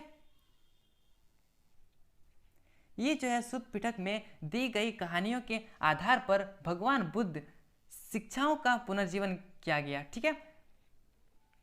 ये जो है सुत्त पिटक, इसमें बहुत सारी कहानी दिया हुआ था, ठीक है। ये भगवान बुद्ध की शिक्षाओं का पुनर्निर्माण किया गया था। ये जो है इसमें इस तरह की कहानी दी गई थी, ठीक है, सुत्त पिटक में। कुछ कहानियों में अलौकिक शक्तियों का वर्णन किया गया। ये जो है अलौकिक शक्तियाँ, इसका अर्थ क्या होता है, मतलब किसी भी तरह का चमत्कार वाला शक्ति, जो कि आप बिलीव नहीं कीजिएगा, उस प्रकार का शक्ति जो है इसका वर्णन मिलता है किसमें, सुत्त पिटक में। तो कुछ कहानियों में अलौकिक शक्तियों की बजाय बुद्ध ने विवेक और तर्क के आधार पर समझाने का प्रयास किया, ठीक है ना। कुछ कहानी में जो है विवेक और तर्क अर्थात बुद्धिमान से किसी भी अच्छे मार्ग को पे चल कर उसको जो है समझाने का प्रयास किया, ठीक है। तो ये सारा था सुत्त पिटक में, ठीक है। तो दोस्तों यहाँ तक आपको समझने में कोई भी तकलीफ नहीं हुई होगी, ठीक है। विश्व जो है अस्थिर है, यह लगातार बदलता रहता है। ये किन्होंने कहा, गौतम बुद्ध की जो शिक्षाएं हैं कहाँ से प्राप्त हुई है, उसमें बताया गया है कि जो है विश्व जो है वह अस्थिर है, वो बदलता रहता है, यहाँ कुछ भी स्थायी नहीं रहता है, ठीक है। आप अपने समाज में भी देखते होंगे कि किस तरह से आपका समाज धीरे धीरे विकसित हो रहा है, ठीक है। तो कहीं ना कहीं जो है ये जो है आपका समाज जो है वो जो है स्थायी नहीं है, मतलब अस्थिर नहीं है, हमेशा जो है लगातार बदलते रहता है, ठीक है। तो ये जो है बताया गया है। भगवान का होना अप्रासंगिक है, अर्थात ये जो है भगवान को नहीं मानते थे, ठीक है, भगवान पे विश्वास नहीं करते थे। राजाओं को दयावान होने की सलाह दी, अर्थात ये जो राजा हुआ करते थे वो दयावान हो, अर्थात राजा जो है अपने समाज में जितने भी गरीब हुआ करते थे उसको उस पर दया करे, उस पर दान करे, ठीक है। तो इस तरह का राजा का कर्तव्य इसमें बताया गया है, ठीक है। इसमें जो है सत्य और अहिंसा की बात की गई है, ठीक है, और मध्यम मार्ग अपनाना चाहते थे, ठीक है। मतलब जैसे कि मैं आपको एक उदाहरण देकर समझाऊं, जैसे कि एक अमीर घर का आदमी है और एक बहुत ही गरीब है, ठीक है। तो ये जो है गौतम बुद्ध ये बताते हैं कि ये जो है मध्यम वर्ग अपनाना चाहिए, ना ही इतना गरीब होना चाहिए और ना ही इतना भी गरीब होना चाहिए, ठीक है, मध्यम वर्ग अपनाना चाहिए। ये जो है गौतम बुद्ध बोलते हैं, कहते हैं, समझाते हैं, ठीक है। अब जो है थोड़ा निर्वाण का अर्थ समझिए, निर्वाण जो अब आएगा आगे में, ठीक है। तो इसका अर्थ समझिए पहले। ये जो है निर्वाण, इसका अर्थ होता है अहम इच्छाओं को खत्म करना, अर्थात आपकी जो इच्छाएं हैं, जितने भी आपकी इच्छाएं, जितने भी आपके विशेष है, जितने भी आपके डिजायर्स हैं, उसको सारे को खत्म करना और एक सन्यासी के रूप में एक जीवन व्यतीत करना, इसका अर्थ होता है निर्वाण का। ठीक है, बुद्ध ऐसा मानते थे कि हमारी समस्याओं की जड़ें हमारी इच्छाएं हैं। इस कारण जो है ये अपनी इच्छाएं को त्याग कर एक सन्यासी के रूप में जीते थे। यदि हम अपनी इच्छाओं और लालसा को त्याग कर देंगे तो हमें निर्वाण की प्राप्ति होगी। अर्थात निर्वाण, मैंने आपको क्या बताया कि जो इच्छा जो है, जितने भी आदमी की इच्छाएं हुआ करती थी उसको त्याग करना। ठीक है, बुद्ध ने अपने शिष्यों को अंतिम निर्देश दिया और यह बताया कि तुम सब अपने लिए खुद की ज्योति बनो, क्योंकि तुम्हें खुद ही अपना जो है मुक्ति का रास्ता अपनाना है। ठीक है, ये जो है बुद्ध कहते हैं। अब हमारा जो नेक्स्ट टॉपिक है वो है बुद्ध के अनुयायी। इसको थोड़ा सा समझिए क्योंकि ये जो है बहुत ही इंपॉर्टेंट हो जाता है। बुद्ध से प्रभावित होकर धीरे धीरे शिष्यों का दल जो है तैयार हुआ। ठीक है, अब आवश्यकता थी कि एक संघ की स्थापना की। ठीक है, ये जो है धीरे धीरे क्या हुआ कि शिष्यों की संख्या बढ़ती गई। ठीक है, एक दल बन गया। ठीक है, और इसमें जो है एक संघ की स्थापना हुई। ठीक है, संघ की स्थापना की गई, कुछ भिक्षु धर्म के शिक्षक बन गए। ठीक है, यह बिल्कुल सादा जीवन व्यतीत करते थे। ये जो भिक्षु हुआ करते थे ये जो है सादा जीवन व्यतीत करते थे। यह उतना ही वस्तु अपने पास रखते थे जितना जीवन यापन के लिए जरूरत हो। ठीक है, ये जो है इन अपने जीवन को उस तरह से व्यतीत करते थे जितना उनको उपलब्ध होता हो, जितना उनको जरूरत होती हो उतनी वस्तु ये रखते थे अपने पास। ठीक है, और ये जो भिक्षु हुआ करते थे ये जो है भोजन दान प्राप्त करने के लिए एक कटोरा रखते थे, और यह जो है ये लोग जो है दान पर निर्भर रहते थे और इसलिए इन्हें भिक्षु कहा जाता था। ठीक है, मैंने आपको बताया भिक्षु का कार्य दान लेना, मतलब जितने भी दान दिया हुआ करते थे जिसके के लिए इनके पास जो है कटोरी हुआ करता था। ठीक है, तो ये हुआ करता था भिक्षु का। ठीक है, अब है कि प्रारंभ में केवल पुरुष ही संघ में शामिल हो सकते थे। अर्थात प्रारंभ में क्या हुआ करता था कि जो पुरुष हुआ करते थे वही इस संघ में जो है शामिल हुआ करता था, लेकिन बाद में क्या हुआ कि महिलाओं को भी संघ में शामिल होने की अनुमति दी गई। गौतम बुद्ध के प्रिय शिष्य आनंद ने बुद्ध को समझाकर महिलाओं को संघ में शामिल करने की अनुमति दी। ठीक है, ये जो है गौतम बुद्ध के प्रिय शिष्य आनंद, इसको समझाया गया। ठीक है, बुद्ध को समझाया, ये जो है बुद्ध को समझाया और इस कारणवश जो है महिलाओं को भी ये जो है इसमें इस संघ में शामिल करने की अनुमति दी गई। ठीक है, बुद्ध की उमावता प्रजापति गौतमी, आपको पता होगा, मैंने आपको बताया इसी का, ये जो है प्रजापति गौतमी, इसी के द्वारा जो है गौतम बुद्ध का पालन किया गया, पालन पोषण किया गया। ठीक है, ये जो है संघ में शामिल होने वाली पहली भिक्षुणी थी। ठीक है, आपको यदि आपका एग्जाम में पूछा जाए कि जो है बुद्ध का जो अनुयायी था उसका जो पहली महिला अर्थात पहली स्त्री थी वो पहली भिक्षुणी कौन थी, तो आप क्या बताइएगा? उसकी जो उपमाता थी प्रजापति गौतमी, वो थी पहली भिक्षुणी। ठीक है, तो इस तरह से आपसे अगर प्रश्न पूछा जाए तो आप इस तरह से आंसर दे सकते हैं। कई स्त्रियां जो है संघ में शामिल हुआ करती थी, वह धर्म की उपदेशिका बन गई। ठीक है, और बाद में जो है यह महिला थेरी बन गई। ठीक है, थेरी कहने का मतलब है जिन्होंने निर्वाण प्राप्त कर लिया हो। निर्वाण मैंने बताया। ठीक है, तो वो जो है प्राप्त कर लिया हो उसे थेरी कहा जाता था। ठीक है, अब जो है बुद्ध के जो है अनुयायी है वो विभिन्न वर्गों से आए थे।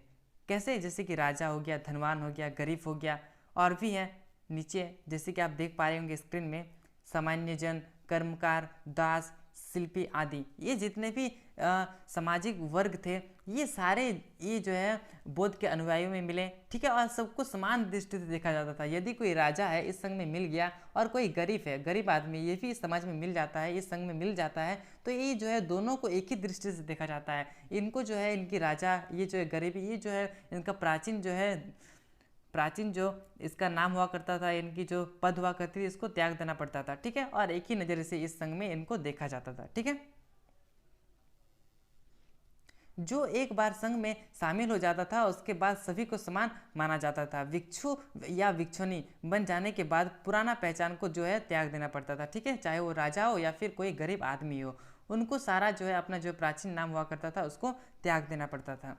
बुद्ध जब जीवित थे उस काल में बौद्ध धर्म जो है तेजी से फैला। जब बुद्ध जीवित थे उस समय जो है बौद्ध धर्म जो हुआ करता था वो बहुत ही तेजी से फैला। लेकिन बुद्ध जो है उसकी मृत्यु होने के बाद, बुद्ध जो है गौतम बुद्ध, उसकी मृत्यु होने के बाद उसके पश्चात ये जो धर्म है बौद्ध धर्म, ये भी विभिन्न देशों में फैलने लगा। बुद्ध जब जीवित थे उस समय भी बौद्ध धर्म का विशाल मतलब विकसित हो रहा था, विशाल क्षेत्र में फैल रहा था, तेजी से फैल रहा था। और जब बुद्ध की मृत्यु हो गई उस समय भी जो है ये जो धर्म विभिन्न देशों में फैलने लगा। ठीक है, जो लोग समकालीन प्रथाओं से असंतुष्ट थे बौद्ध धर्म में शामिल होने लगे। ठीक है, जो समकालीन प्रथाओं से असंतुष्ट थे, जो संतुष्ट नहीं थे, वो भी बौद्ध धर्म जो है शामिल होने लगे। ठीक है, बौद्ध शिक्षा में जन्म के आधार पर श्रेष्ठ नहीं माना जाता था। जैसे कि आप यदि ब्राह्मण के बेटे हैं तो आपको ब्राह्मण, और कोई शूद्र का बेटा है उसे शूद्र नहीं माना जाता था। ये जो है इनका बेटा और इनका बेटा सारा को एक ही दृष्टि से देखा जाता था, अर्थात जन्म के आधार पर जो है इनको श्रेष्ठ नहीं माना जाता था। ठीक है, बल्कि मनुष्य के कर्म और उसके अच्छे आचरणों को महत्व दिया जाता था। यदि कोई शूद्र का बेटा यदि अच्छा कार्य कर रहा हो और ये ब्राह्मण का बेटा यदि खराब कार्य कर रहा हो तो इसको अच्छा माना जाता था इसके, और जो ब्राह्मण का बेटा वो अगर खराब कार्य कर रहा हो तो उसको जो है खराब माना जाता था। अर्थात इसके जो है ये जो है बौद्ध धर्म इसे जो है ये कर्म के आधार पर इनको मानते हैं। ठीक है, और इसी कारण जो है महिला और पुरुष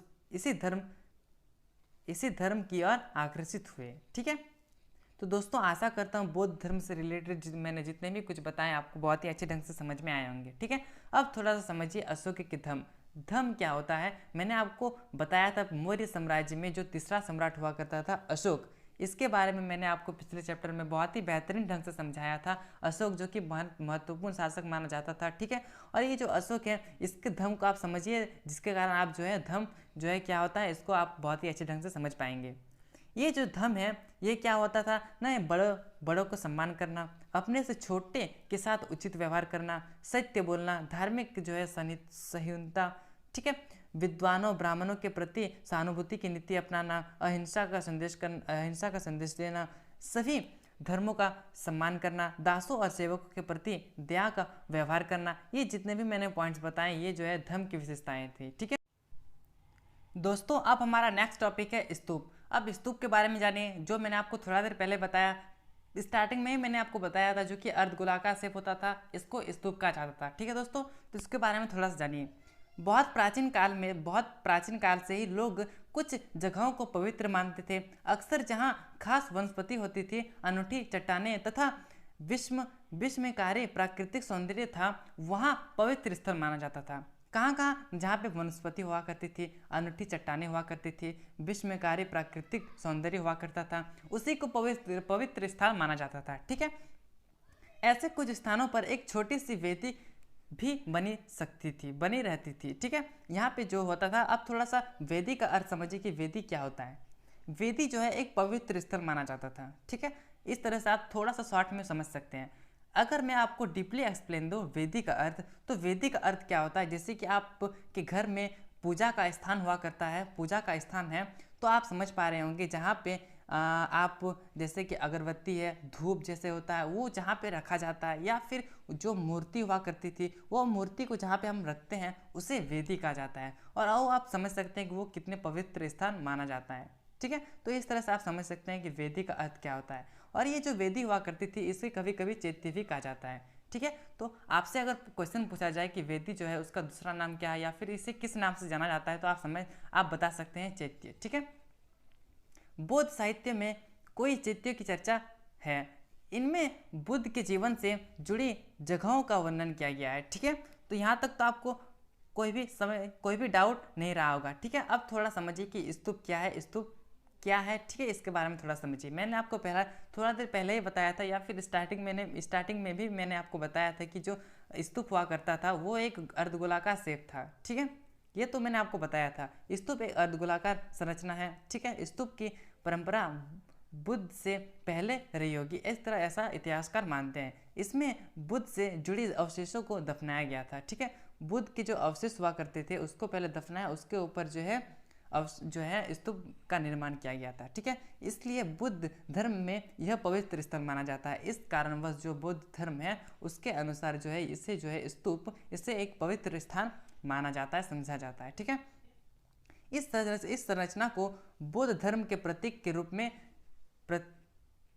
प्रतिष्ठा मिली है। ठीक है, ये जो है बौद्ध धर्म इसके प्रति जो है इसको बहुत ही अच्छा, बहुत ही महत्वपूर्ण माना जाता था। किसको ना, स्तूप को। ठीक है, अब जो है स्तूप ये जो है कैसे बनाए जाते हैं, कैसे बनाए गए थे, ये थोड़ा सा समझिए। ये विभिन्न प्राचीन स्तूपों की वेदिकाओं और उनके स्थानों में कुछ अभिलेख मिले हैं। इन अभिलेखों के अध्ययन के बाद इतिहासकारों को यह पता लगता है कि इन स्तूपों को बनाने तथा सजाने के लिए दान दिया जाता था। ठीक है, ये जो स्तूप हुआ करता था इस तरह का, इसे जो है बहुत ही ज़्यादा दान देकर इसे बनाया जाता था। तो किस प्रकार से बनाया जाता था ना, ये जो दान जो है राजा, शिल्पकार, व्यापारी, महिला, पुरुष और आम लोगों और कहीं कहीं भिक्षु भी जो है इनका दान दिया करते थे और इस कारणवश जो है ये स्तूप का निर्माण होता था। ठीक है, अब जो है स्तूप की संरचना किस प्रकार से हुआ करती थी, तो इसको थोड़ा सा समझिए। ये जो है स्तूप का जो संस्कृत अर्थ है वो है टीला। ये जो स्तूप है इसको संस्कृत भाषा में इसे टीला कहा जाता है। ठीक है, इनका जन्म एक गोलार्ध आकृति के मिट्टी के टीले में हुआ था। अर्थात ऐसा माना जाता है कि ये जो है एक मिट्टी का टीला हुआ करता था और इसी को बाद में जो है स्तूप का दर्जा दिया गया। ठीक है, इसके बाद जो है इसे जो है अंड कहा गया। ठीक है, अंड अर्थात जो आप देख पा रहे होंगे अंड के आकार में, अंडे के आकार में, इस कारणवश इसे अंड कहा गया। ठीक है, धीरे धीरे इसकी संरचना जो है अधिक जटिल होती गई। ठीक है, ये जो है इसकी संरचना बहुत ही मजबूत होने लगी। ठीक है, इसमें कोई चौकारे और गोलाकारों का संतुलन बनाया जाने लगा। ठीक है, और अंड के ऊपर एक हर्मिका, मैंने आपको बताया था कि जो स्तूप हुआ करता था इसके ऊपर हर्मिका कहा जाता है, उसके बाद जो है छतरी कहा जाता है, इस तरह मैंने आपको बताया था। फिर साइड में जो है तरंदर हुआ करते थे। तो मैंने जितने भी नाम हुआ करते थे मैंने आपको पहले ही बता दिया था। ठीक है, तो दोबारा मुझे बताने की ज़रूरत नहीं है। ठीक है, ये जो है अंड के ऊपर जो है हर्मिका होती थी। ठीक है, ये जो स्तूप है उसके ऊपर इसे हर्मिका कहा जाता था। यह सज्जे जैसा एक संरचना हुआ करती थी जिसमें ईश्वर का घर का प्रतीक हुआ करता था, उसमें ईश्वर हुआ करते थे, ईश्वर की मूर्ति हुआ करती थी। ठीक है, और इसके ऊपर एक छतरी बनाई जाती थी, छतरी लगी होती थी। ठीक है, स्तूप के चारों ओर एक घेरा लगाया जाता था। ठीक है, ये जो स्तूप हुआ करती थी इसके चारों ओर एक घेरा लगाया जाता था, जिसके कारण जो है ये एक पवित्र स्थल माना जाता था और सामान्य दुनिया से अलग दिखाया जाता था। ठीक है, कुछ स्तूपों पर तोरणद्वार भी मिले हैं। ठीक है, मैंने आपको बताया था कि जो साइड में मैंने आपको बताया था उसे तोरणद्वार कहते थे। ठीक है, और इन तोरणद्वार जो है उस पर निकासी अर्थात डिजाइन किया गया था। ठीक है, आप इस पर देख सकते हैं एक प्राचीन स्तूप मैंने दिखाया जो कि सांची का स्तूप है। ठीक है, ये जो है एक तोरणद्वार है, इसमें आप देख पा रहे होंगे। अगर मैं आपको जूम करके दिखाऊं तो इसमें जो है एक डिजाइन किया गया है, आप अच्छे से देख पा रहे होंगे। ठीक है, थोड़ा सा ब्लर इमेज, ठीक है, लेकिन आपको अच्छे से देख पा रहे होंगे। ठीक है, इसमें जो है निकासी की गई है जिसके कारणवश जो है ये बहुत ही अच्छा दिख रहा है, बहुत ही अच्छा माना जाता है। ठीक है, और इसे जो है तोरणद्वार कहा जाता था। ठीक है, अशोकवादन नामक एक बौद्ध ग्रंथ के अनुसार अशोक के बुद्ध के अवशेषों के हिस्से हर महत्वपूर्ण शहर में बांटकर उनके ऊपर स्तूप बनाया जाने लगा। अर्थात ये जो है अशोकवादन जो कि एक बौद्ध ग्रंथ है। ठीक है, इसका अनुसार क्या बताया गया है कि अशोक ने बुद्ध के जो अवशेष हैं, जितने भी अंश हैं, उसके हिस्से हर महत्वपूर्ण शहरों में बांट दिए गए। ठीक है, बांट कर उनके ऊपर जो है स्तूप का निर्माण किया गया। जो बुद्ध का अंश है उसको पहले रखा गया, उसको जो है दफनाया गया या फिर उसके ऊपर जो है स्तूप का निर्माण किया गया। तो इस तरह से जो है अशोकवादन नामक ग्रंथ जो है उसमें बताया गया है। ईसा पूर्व दूसरी सदी तक बहुत सांची और जो है सरनाथ जैसी जगहों पर स्तूप बनाए जाने लगे। क्योंकि जो है जितने भी अवशेष हुआ करते थे गौतम बुद्ध के, उनके ऊपर जो है स्तूप का निर्माण किया जाने लगा। इस कारणवश जो है बहुत सारे सांची, बहुत सारे सरनाथ जैसी जगहों पर स्तूप बनाए जाने लगे। ठीक है, अब जो है स्तूप की खोज, अमरावती और सांची की स्थिति। थोड़ा सा अमरावती के बारे में समझिए कि अमरावती जो है ये भी एक स्तूप है और ये जो है एक नष्ट हो गई, लेकिन जो है सांची की स्तूप जो है ये अभी फिलहाल है ही। ठीक है, तो अमरावती के बारे में थोड़ा सा समझिए कि अमरावती किस तरह से नष्ट हुई, इसके क्या क्या कारण थे। तो ये जो पहला कारण था उसे माना जाता है एक स्थानीय राजा।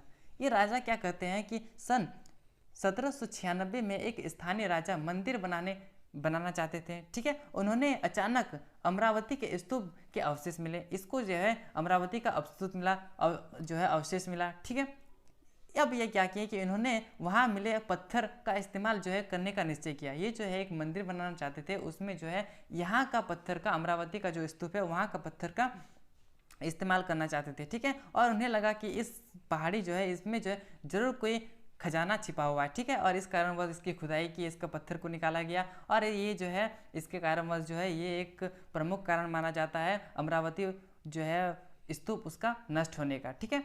दूसरा जो है वो है कॉलिन मैकेंजी। इसका ज़्यादा इसमें जो ये ज़्यादा नहीं लूटे थे, लेकिन फिर भी ये थोड़ा सा इसमें जो है जिक्र किया गया है कि अंग्रेज अधिकारी कॉनिल मैकेंजी ये जो है अंग्रेज अधिकारी थे, ठीक है। इस स्थान से गुजरे और इन्होंने जो है कई मूर्तियों का चित्रण बनाया, ठीक है। तो इसका ज़्यादा हाथ नहीं था इसमें। अब तीसरा कारण समझिए, गुंटूर जो कि आंध्र प्रदेश में, उसके कमिश्नर। इसमें बताया गया है कि सन 1854 में गुंटूर के कमिश्नर ने अमरावती क्षेत्र की यात्रा की, ठीक है। वे कई मूर्तियों और पत्थरों के टुकड़ों को मद्रास ले गए। ये क्या किए कमिश्नर, कहाँ के, गुंटूर के, जो कि आंध्र प्रदेश में है, वो है अमरावती के क्षेत्र की यात्रा की और जो है जितने भी मूर्तियाँ मिली, जितने भी पत्थर मिले, ये जो है मद्रास ले गए, ठीक है। अब क्या हुआ कि इन पत्थर को कमिश्नर के नाम पर एलियट संगमरमर के नाम से जाना जाता है। ये जो पत्थर है इसको किस नाम से जाना जाता है ना, एलियट संगमरमर के नाम से जाना जाता था, ठीक है, जाना जाता है। उन्होंने पश्चिम तोरनद्वार को भी खोजा, ठीक है। जो यहाँ के कमिश्नर थे गुंटूर के, जो कि आंध्र प्रदेश में है, वहाँ के कमिश्नर ने जो है पश्चिम तोरनद्वार को खोजा और यह निष्कर्ष निकाला कि अमरावती का स्तूप बौद्ध लोगों का सबसे विशाल और शानदार स्तूप था, ठीक है। अमरावती का जो स्तूप है वो बौद्ध लोगों का एक विशाल और शानदार स्तूप था, ठीक है। 1850 के दशक में अमरावती के स्तूप के पत्थर को अलग अलग स्थानों पर ले जाया गया, ठीक है। यहाँ का जो पत्थर जो था अमरावती का स्तूप का, वो जो है उस पत्थर सबको बहुत ज़्यादा स्थान तक ले जाया गया। कुछ पत्थर कोलकाता में एशियाटिक सोसाइटी ऑफ बंगाल वहाँ पे लगाया गया, ठीक है, वहाँ पे कार्य किया, ठीक है। और कुछ जो है मद्रास ले गए, तो कुछ पत्थर जो है लंदन तक पहुंचाया गया। इस स्थानों पर जो भी अंग्रेज अधिकारी आते थे यहाँ से कुछ ना कुछ ले जाते थे और जिस प्रकार से जो है कोई, जैसे कि कोई स्तूप है उसको कोई ना कोई कुछ ना कुछ ले जा रहा है, ठीक है, लेते जा रहा है, तो कहीं ना कहीं ये जो है यहाँ का स्थान जो है खाली होते जा रहा है, जिस कारणवश जो है अमरावती का जो स्तूप है वो नष्ट हो गया। और जो है इससे पहले का स्तूप मैंने बताया, सांची का स्तूप, ये जो है सुरक्षित रह गया। क्यों? क्योंकि वहाँ पे जो है सुरक्षा करने के लिए वहाँ पे राजा हुआ करते, जो कि मैंने आपको बताया नाम, शाहजहाँ बेगम, वो जो है सांची का स्तूप का संरक्षण किया, उसका रखाव किया। इस कारणवश जो है वो बच गया, लेकिन अमरावती जो है उसको कोई नहीं बचाया, कोई उसका संरक्षण नहीं किया, जिस कारणवश जो है वो नष्ट हो गया। तो दोस्तों आशा करता हूँ ये जो टॉपिक मैंने आपको समझाया है ये आपको बहुत ही बेहतरीन ढंग से समझ में आए होंगे। यहाँ पे क्या करता था, एक अलग सोच का व्यक्ति था जिसका नाम था एच कॉल। ये जो है ये एक अलग सोच का व्यक्ति था। ऐसा माना जाता है कि देश की प्राचीन कलाकृतियों को लूट कर ये ले जाना अच्छी बात नहीं है, ये ऐसा मानते थे। कौन ना, एच कॉल, ठीक है। ये मानते थे कि जो प्राचीन जो भी प्राचीन थे, ये चाहे वो पत्थर हो या फिर मूर्ति हो, कुछ भी हो, उसको जो है लूट कर ले जाना नहीं चाहिए। इनका मानना था कि संग्रहालय में मूर्तियों के प्लास्टर प्रकृति रखी जानी चाहिए और असली आकृति जो है उसी स्थान पर रहना चाहिए, जैसे कि मैंने आपको सांची का स्तूप में बताया, ठीक है। रहने देना चाहिए और जहाँ वह प्राप्त हो गई, ठीक है। ऐसा ये मानते थे कि जो यहाँ पे, जैसे कि ये स्तूप है सांची का स्तूप, ये इसी जगह पर है, लेकिन आप इसी तरह का आप एक प्रकृति बना लीजिए, हूबहू इस तरह का बना लीजिए, ये आप बना सकते हैं, लेकिन इस स्थान पे जितने भी पत्थर है, जितने भी मूर्ति हैं, ये आप लेकर लूट के नहीं ले जा सकते हैं। इसका मानना था, किसका, एच कॉल का। लेकिन इस तरह का ये जो है इनका विश्वास जो है ये कोई नहीं माना, ठीक है। तो यहाँ तक तो आपको समझ में आ गई होगी और मैंने आपको बताया, ठीक है। अब हमारा नेक्स्ट टॉपिक जो है, सांची क्यों बच गया जबकि अमरावती नष्ट हो गया। मैंने आपको बताया कि सांची क्यों बचा, क्योंकि उसके लिए शाहजहाँ बेगम जो थे वो रक्षा किए इसके, ठीक है। लेकिन अमरावती के लिए कोई रक्षा करने वाला नहीं था, कोई रखरखाव करने वाला नहीं था, इस कारण जो है अमरावती नष्ट हो गया। अब थोड़ा आप मैप में समझिए कि सांची और जो है अमरावती वो है कहाँ। ये जो आप स्क्रीन में देख पा रहे होंगे, ये इस क्षेत्र में जो है सांची है, सांची का स्तूप है और यहाँ पे जो है यहाँ पे अमरावती का स्तूप था, ठीक है। अब आपसे मैं एक प्रश्न पूछूं कि ये जो सांची का स्तूप है ये किस राज्य में है। मैं आपको बहुत ही अच्छे ढंग से दिखा रहा हूँ कि भारत की इस जगह पे, लेकिन आप यहाँ का जो राज्य है इसका नाम बताइए, और ये जो है यहाँ का राज्य अमरावती जो है, अमरावती का स्तूप, इसका भी राज्य का नाम बताइए। ठीक है, तो ये दोनों जो मैंने आपको क्वेश्चन पूछे, ये दोनों का आंसर आप कमेंट बॉक्स में दीजिएगा। ठीक है, यदि आपको पता हो तो।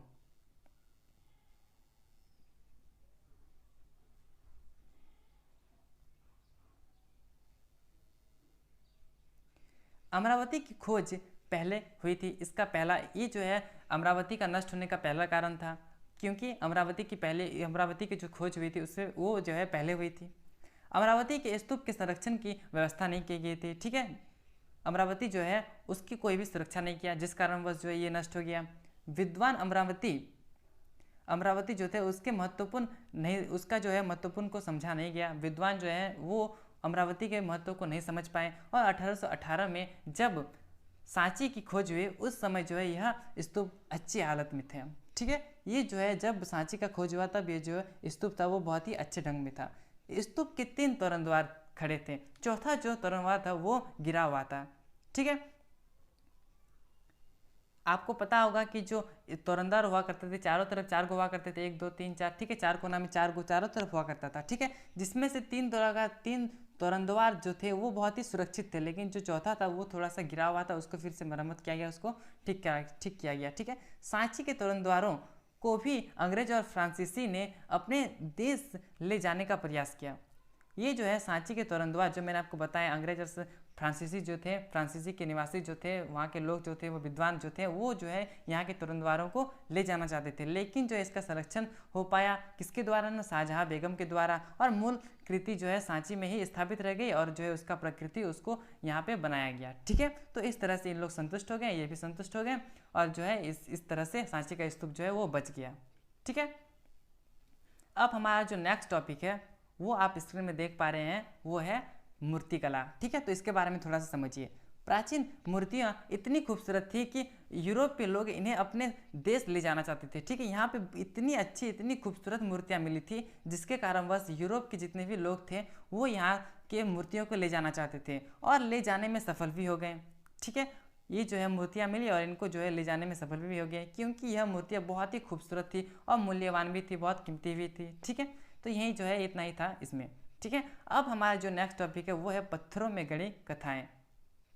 जैसे कि आप स्क्रीन में ये चित्र देख पा रहे होंगे, इससे आप समझ क्या पा रहे हैं, ये जो है एक पत्थर है, उसमें जो है बहुत सारे चित्र बनाए गए, आप देख पा रहे होंगे। यहाँ पे आदमी, यहाँ पे आप घर देख पा रहे होंगे, झोपड़ी, यहाँ पे पेड़ वेड़ देख पा रहे होंगे, यहाँ पे घोड़ा वोड़ा देख पा रहे होंगे, इस तरह से चित्र है। ठीक है, तो इस चित्र में क्या दर्शाया गया मैं आपको ये बताता हूँ। ठीक है, आप पॉज करके बहुत ही अच्छे ढंग से एक एक चीज़ को जूम करके देख सकते हैं। ठीक है, तो इसमें क्या बताया गया मैं आपको बताता हूँ। कुछ ऐसे घुमक्कड़ कथावाचक होते थे जो अपने साथ कपड़े या कागज पर बने चित्र को लेकर घूमते थे। घुमक्कड़ अर्थात घूमने वाला, जो एक जगह से दूसरी जगह घूमते रहता है। ठीक है, ये क्या करते थे कि अपने साथ जो है कपड़े या कागज पर बने चित्र को लेकर घूमते थे। जब वो अपनी कहानी सुनाते थे तब वे अपने चित्र को दिखाते थे। ठीक है, ये जो है कहानी सुनाया करते थे और उस समय जो है अपने चित्र को दिखाया करते थे। ठीक है, कला इतिहासकारों ने जब सांची की मूर्तिकला को गहराई से अध्ययन किया, ठीक है, जब इतिहासकारों ने ये जो है सांची का स्तूप जो है उसको जो बहुत ही महत्वपूर्ण, बहुत ही अच्छे ढंग से इसकी मूर्तिकलाओं को अध्ययन किया, तब यह पता लगाया गया कि ये जो है दृश्य, ये जो है विषांतर जातक से लिया गया, ये जो है बौद्ध धर्म का एक महत्वपूर्ण साक्ष्य है। ठीक है, और ये जो है दृश्य मैंने आपको जो बताया, ये जो है ये दृश्य जो है विषांतर जातक से लिया गया है। ये इतिहासकारों को पता चला बहुत ही बेहतरीन ढंग से अध्ययन करने के बाद। ठीक है, तो आशा करता हूँ यहाँ तक आपको समझ में आई होगी। इसमें जो है एक कहानी दिया गया है, ये कहानी जो है एक दानी राजकुमार का है। ठीक है, दानी राजकुमार अर्थात जो राजकुमार दान देता हो, ठीक है, उसे दानी राजकुमार कहा जाता है, और इसी के बारे में इस चित्र में दिखाया गया था जो मैंने आपको दिखाया, जिसमें अपना सब कुछ एक ब्राह्मण को दे दिया था। ठीक है, ये दानी राजकुमार अर्थात जो सब कुछ दान में दे दिया, अर्थात किसको ना, एक ब्राह्मण को जो है सब कुछ, अपना जितना भी कुछ था, जितना भी संपत्ति था, जितने भी क्षेत्र थे, ये सारे जो है ब्राह्मण को दे दिया, और स्वयं जो है अपनी पत्नी और बच्चों के साथ जंगल में रहने चला गया। ठीक है, इस कारणवश से दानी राजकुमार भी कहा जाता है, और इस प्रकार से ऐसा होता है। ठीक है, अब हमारा जो नेक्स्ट टॉपिक है वो है उपासना के प्रतीक। तो थोड़ा सा इसे भी समझिए कि उपासना के प्रतीक क्या है क्या नहीं है। बौद्ध मूर्तिकला को समझने के लिए कला इतिहासकारों के द्वारा बुद्ध चरित्र लेखन को समझना पड़ा। बुद्ध चरित्र लेखन के अनुसार भगवान बुद्ध को एक पेड़ के नीचे ध्यान करते हुए ज्ञान की भी प्राप्ति हुई। इस घटना को कुछ प्रारंभिक मूर्तिकला ने बुद्ध को मानव रूप में ना दिखाकर उनकी जो उपस्थिति थी वो प्रतीकों के द्वारा दिखाने का प्रयास किया। अर्थात मैं आपको थोड़ा सा चित्र में जाकर दिखाऊं तो ये जो चित्र देख पा रहे हैं आप, इस चित्र जो है इसी को प्रतीक के रूप में दिखाया गया है। जैसे कि आप यहाँ पे देख पा रहे होंगे, ये एक पेड़ है, यहाँ पे जो है गौतम बुद्ध बैठे हुए हैं, यहाँ पे इनको ज्ञान की प्राप्ति हुई, ठीक है, और इसी को जो है एक प्रतीक के रूप में दिखाया गया। और यहाँ पे जो देख पा रहे होंगे, यहाँ पे कुछ कुछ मनुष्य हैं जो कि हाथ जोड़कर इनकी पूजा कर रहे हैं, तो इस तरह से इनके प्रतीक के रूप में दिखाया गया। दूसरा जो ये चित्र आप देख पा रहे होंगे, ये जो है एक स्तूप का चित्र है। यहाँ पे जो आप देख पा रहे हैं अर्धगोलाकार, ये एक स्तूप है, ठीक है। ये जो है एक बौद्ध धर्म का महत्वपूर्ण साक्ष्य है, ठीक है। और ये जो है गौतम बुद्ध से एक रिलेटेड प्रतीक है, जिससे कि मैंने आपको थोड़ा देर पहले बताया था कि जो गौतम बुद्ध है उनके अवशेष को लेकर उसके ऊपर जो है स्तूप का निर्माण किया गया था, तो इसी के कारण ये जो है एक प्रतीक के रूप में दिखाया गया, ठीक है। और ये जो चित्र देख पा रहे हैं आप, इसका अर्थ क्या है कि इसको आप देखिएगा तो इससे ये प्रतीक होता है कि जो गौतम बुद्ध थे, जब इनको ज्ञान की प्राप्ति हुई उस समय जो है ये जो है पहला उपदेश दिए थे 5 ब्राह्मणों को, ठीक है। 5 ब्राह्मण को जो एक पहला उपदेश दिए थे सारनाथ में, ठीक है, जिसे धर्म चक्र प्रवर्तन भी कहा जाता है। तो इस तरह से इसको एक प्रतीक के रूप में दर्शाया गया, ठीक है। तो आप तीनों प्रतीक को आप बहुत ही अच्छे ढंग से समझ पाए होंगे। अब हमारा जो नेक्स्ट टॉपिक है वो है लोक परंपराएं, ठीक है। तो थोड़ा सा इसे समझिए। सांची में कुछ ऐसी मूर्तियां मिली है जिनका संबंध शायद बौद्ध मत से नहीं है, ठीक है। कुछ ऐसी मूर्तियां मिली है जिनका संबंध जो है शायद बौद्ध मत से नहीं है। इसमें कुछ सुंदर स्त्रियों की मूर्ति है, ठीक है। मैं आपको थोड़ा देर बाद दिखाऊंगा एक चित्र, ठीक है, उससे आप समझ पाएंगे, ठीक है। इसमें क्या बताया गया, शुरू से पढ़िए। सांची में कुछ ऐसी मूर्तियां मिली है जिनका संबंध शायद बौद्ध मत से नहीं है। इसका कुछ सुंदर स्त्रियों की मूर्तियां हैं। शुरू में विद्वान इस मूर्तियों के महत्व को नहीं समझ पाए, ठीक है, क्योंकि इस मूर्तियों का त्याग और तपस्या से कोई रिश्ता नजर नहीं आता था, ठीक है। लेकिन साहित्य परंपराओं का अध्ययन करने के बाद यह पता लगा कि यह जो दृश्य, यह जो चित्र है, ये जो है सालभंजिका की मूर्ति है। कैसे? ये जो चित्र आप देख पा रहे होंगे स्क्रीन में, इसको क्या समझा गया इतिहासकारों द्वारा? नहीं, इतिहासकार जो है ये समझे कि ये जो है बहुत ही गहराई से अध्ययन करने के बाद समझ पाए कि ये जो है सालभंजिका के चित्र है, ठीक है। और इस चित्र में एक क्या खास था, तो इसको थोड़ा सा समझिए। इस चित्र में जो है ये सालभंजिका जो है लोक परंपरा में ऐसा माना जाता है कि ये स्त्री अर्थात सालभंजिका के द्वारा छुए जाने से पेड़ों में फूल खिल जाते थे तथा फल लग जाते थे। अर्थात इसके छूने से ही जो है पेड़ में फूल लग जाता था और फल भी उगने लगते थे, फल भी लग जाते थे, ठीक है। और इनमें शुभ प्रतीक माना जाता था और इन्हें जो है बहुत ही अच्छा प्रतीक माना जाता था। इस कारण जो है इसे स्तूप में लगाया गया, ठीक है। और इस कारण जो है इसको स्तूप में लगाया गया, क्योंकि स्तूप को बहुत ही पवित्र स्थान माना जाता है। और ये जो है सालभंजिका, इसको भी एक शुभ प्रतीक के रूप में माना जाता है, शुभ प्रतीक रूप जो है इसको माना जाता है। इससे यह पता लगता है कि बौद्ध धर्म में बाहर में विश्वासों, प्रथाओं और धारणाओं को शामिल किया गया, जिससे बौद्ध धर्म जो है बहुत ही समृद्ध हुआ, ठीक है। तो इस कारणवश जो है बौद्ध धर्म जो है बहुत ही समृद्ध हुआ, बहुत ही विकसित हुआ, बहुत ही विशाल क्षेत्र में फैला, ठीक है। और इसके अलावा जानवरों की भी मूर्ति मिली है, जैसे कि आप स्क्रीन में देख पा रहे होंगे, एक हाथी का चित्र है, ठीक है। तो इस तरह से बहुत सारा चित्र यहाँ पे देखने को मिलता है, जैसे कि हाथी, घोड़ा, गाय, बैल, बंदर इत्यादि। ये जितने भी आप देख पा रहे होंगे और भी बहुत सारे जानवर थे, इसके चित्र यहाँ पे देखने को मिलते हैं। जातक से कई जानवरों की कहानी भी ली गई है, ठीक है। और ये जो है जातक क्या है ना, जातक है एक बौद्ध धर्म का साक्ष्य, बौद्ध धर्म का एक महत्वपूर्ण पार्ट है, महत्वपूर्ण अंग है, ठीक है। इसमें जो है जानवरों की कहानी ली गई है। जानवरों को मनुष्य के गुणों के प्रतीक के रूप में इस्तेमाल किया गया है। जैसे कि उदाहरण मैं दूं, जैसे कि हाथी एक बहुत ही शक्तिशाली है, ठीक है। तो इस तरह से बताया गया है। और ये जो है एक ज्ञान का प्रतीक है, ठीक है। तो इस तरह से जो है इससे प्रतीक के रूप में दिखाया गया है, ठीक है।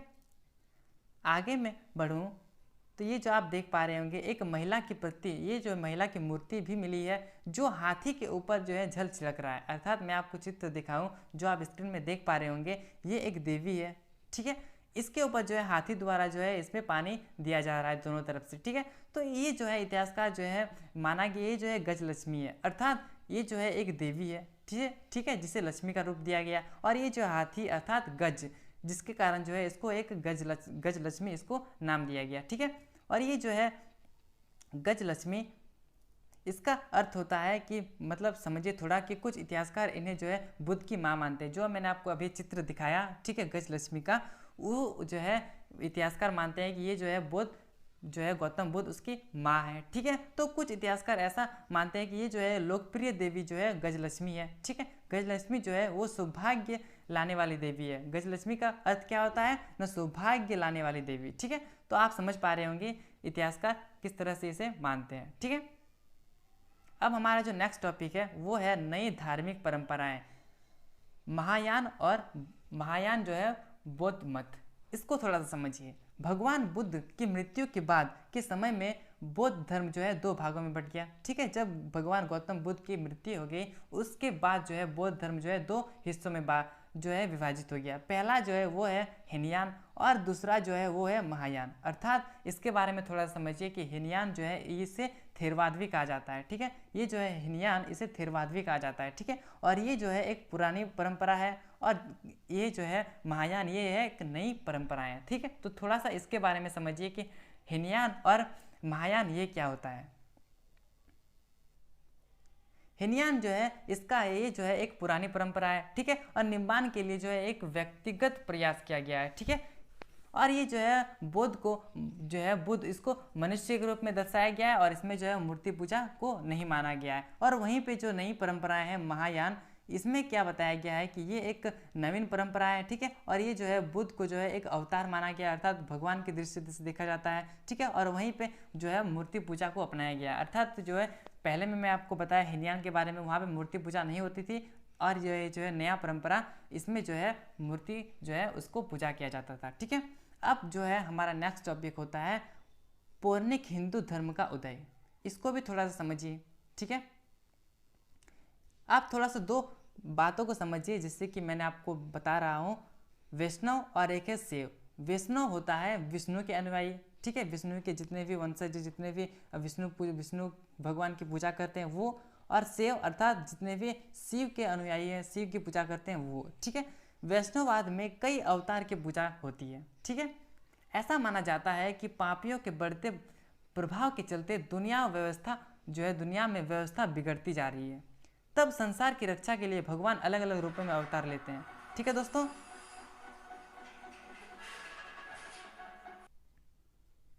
तो दोस्तों मैंने आपको क्या बताया कि ऐसा माना जाता है कि पापियों के बढ़ते प्रभाव के चलते दुनिया में व्यवस्था बिगड़ती जाती है और तब संसार की रक्षा के लिए भगवान अलग अलग रूपों में अवतार लेते हैं, ठीक है। और ये अलग अलग अवतार देश के विभिन्न हिस्सों में काफ़ी लोकप्रिय होता है, ठीक है दोस्तों। तो यहाँ तक आपको समझ में आ रही होगी।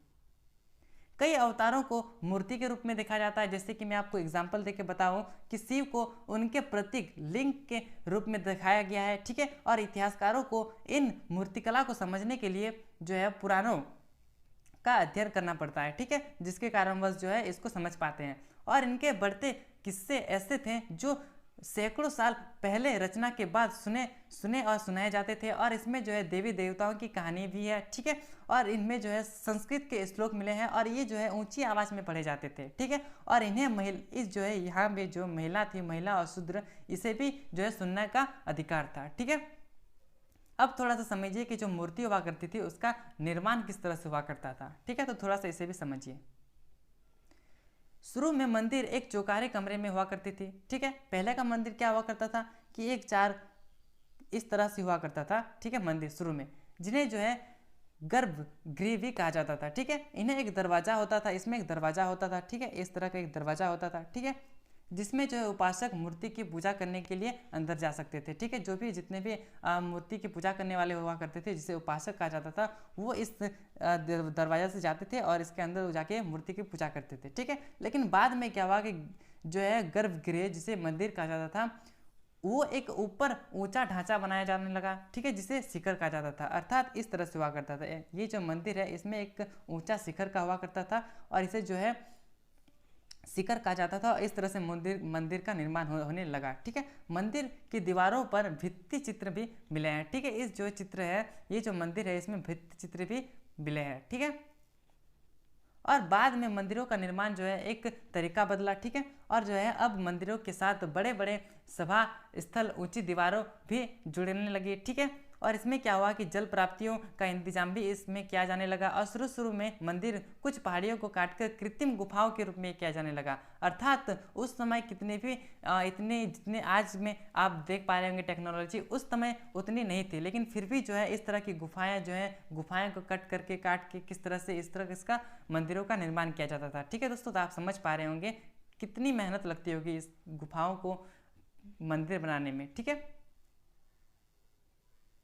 अब है कि कृत्रिम गुफाएं अशोक के आदेश के बाद आजीवक संप्रदाय के संतों के लिए बनाई गई थी। यह परंपराएं धीरे धीरे विकसित होती रही। सबसे विकसित रूप हमें 8वीं सदी के कैलाशनाथ के मंदिर में नजर आता है। ठीक है, यह मंदिर पूरी पहाड़ी काटकर बनाया गया था। ठीक है, ये जो कैलाश मंदिर है, ये जिसे शिव का मंदिर माना जाता है, ये जो है एक पूरी पहाड़ को उसको काट कर बनाया गया था, जिससे कि आप स्क्रीन में देख पा रहे होंगे ये चित्र। इसे जो है पहाड़ को काट करके ये जो है इस मंदिर का निर्माण किया गया है। ठीक है, तो दोस्तों आशा करता हूँ ये आपको समझ में आए होंगे। अब जो है हमारा अंतिम टॉपिक है इस चैप्टर से, वो है अनजाने को समझने की कोशिश। तो थोड़ा सा इसे भी समझिए कि अनजाने को समझने की कोशिश ये क्या है। अंग्रेजों ने जब 19वीं सदी में देवी देवताओं की मूर्ति देखी तो वे इसके महत्व को समझ नहीं पाए।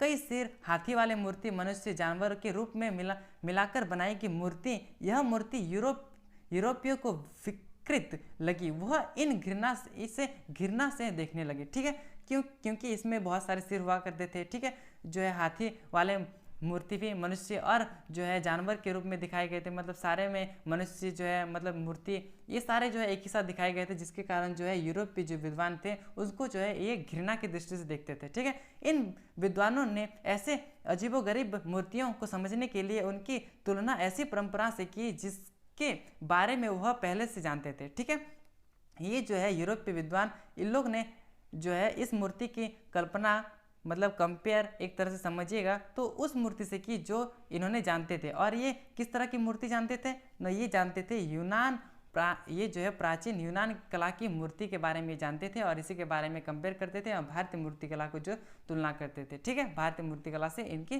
तुलना होती थी। तो दोस्तों आशा करता हूँ ये जो चैप्टर मैंने जितने भी टॉपिक समझाए आपको बहुत ही बेहतरीन ढंग से समझ में आई होगी। ठीक है दोस्तों, और दोस्तों आशा करता हूँ ये जो वीडियो है आपको बहुत ही बेहतरीन, बहुत ही अच्छे ढंग से समझ में आई होगी। ठीक है, और दोस्तों यदि आपने अभी तक हमारे टेलीग्राम चैनल आशीष शॉर्ट्स, जिसका नाम है आशीष शॉर्ट्स, में आप अभी तक ज्वाइन नहीं हुए हैं तो आप अभी जाएं, हमारे डिस्क्रिप्शन में उनका लिंक दिया हुआ है, आप जाके टच करके उसमें ज्वाइन हो सकते हैं। ठीक है दोस्तों, तो दोस्तों यहीं तक हमारा वीडियो था।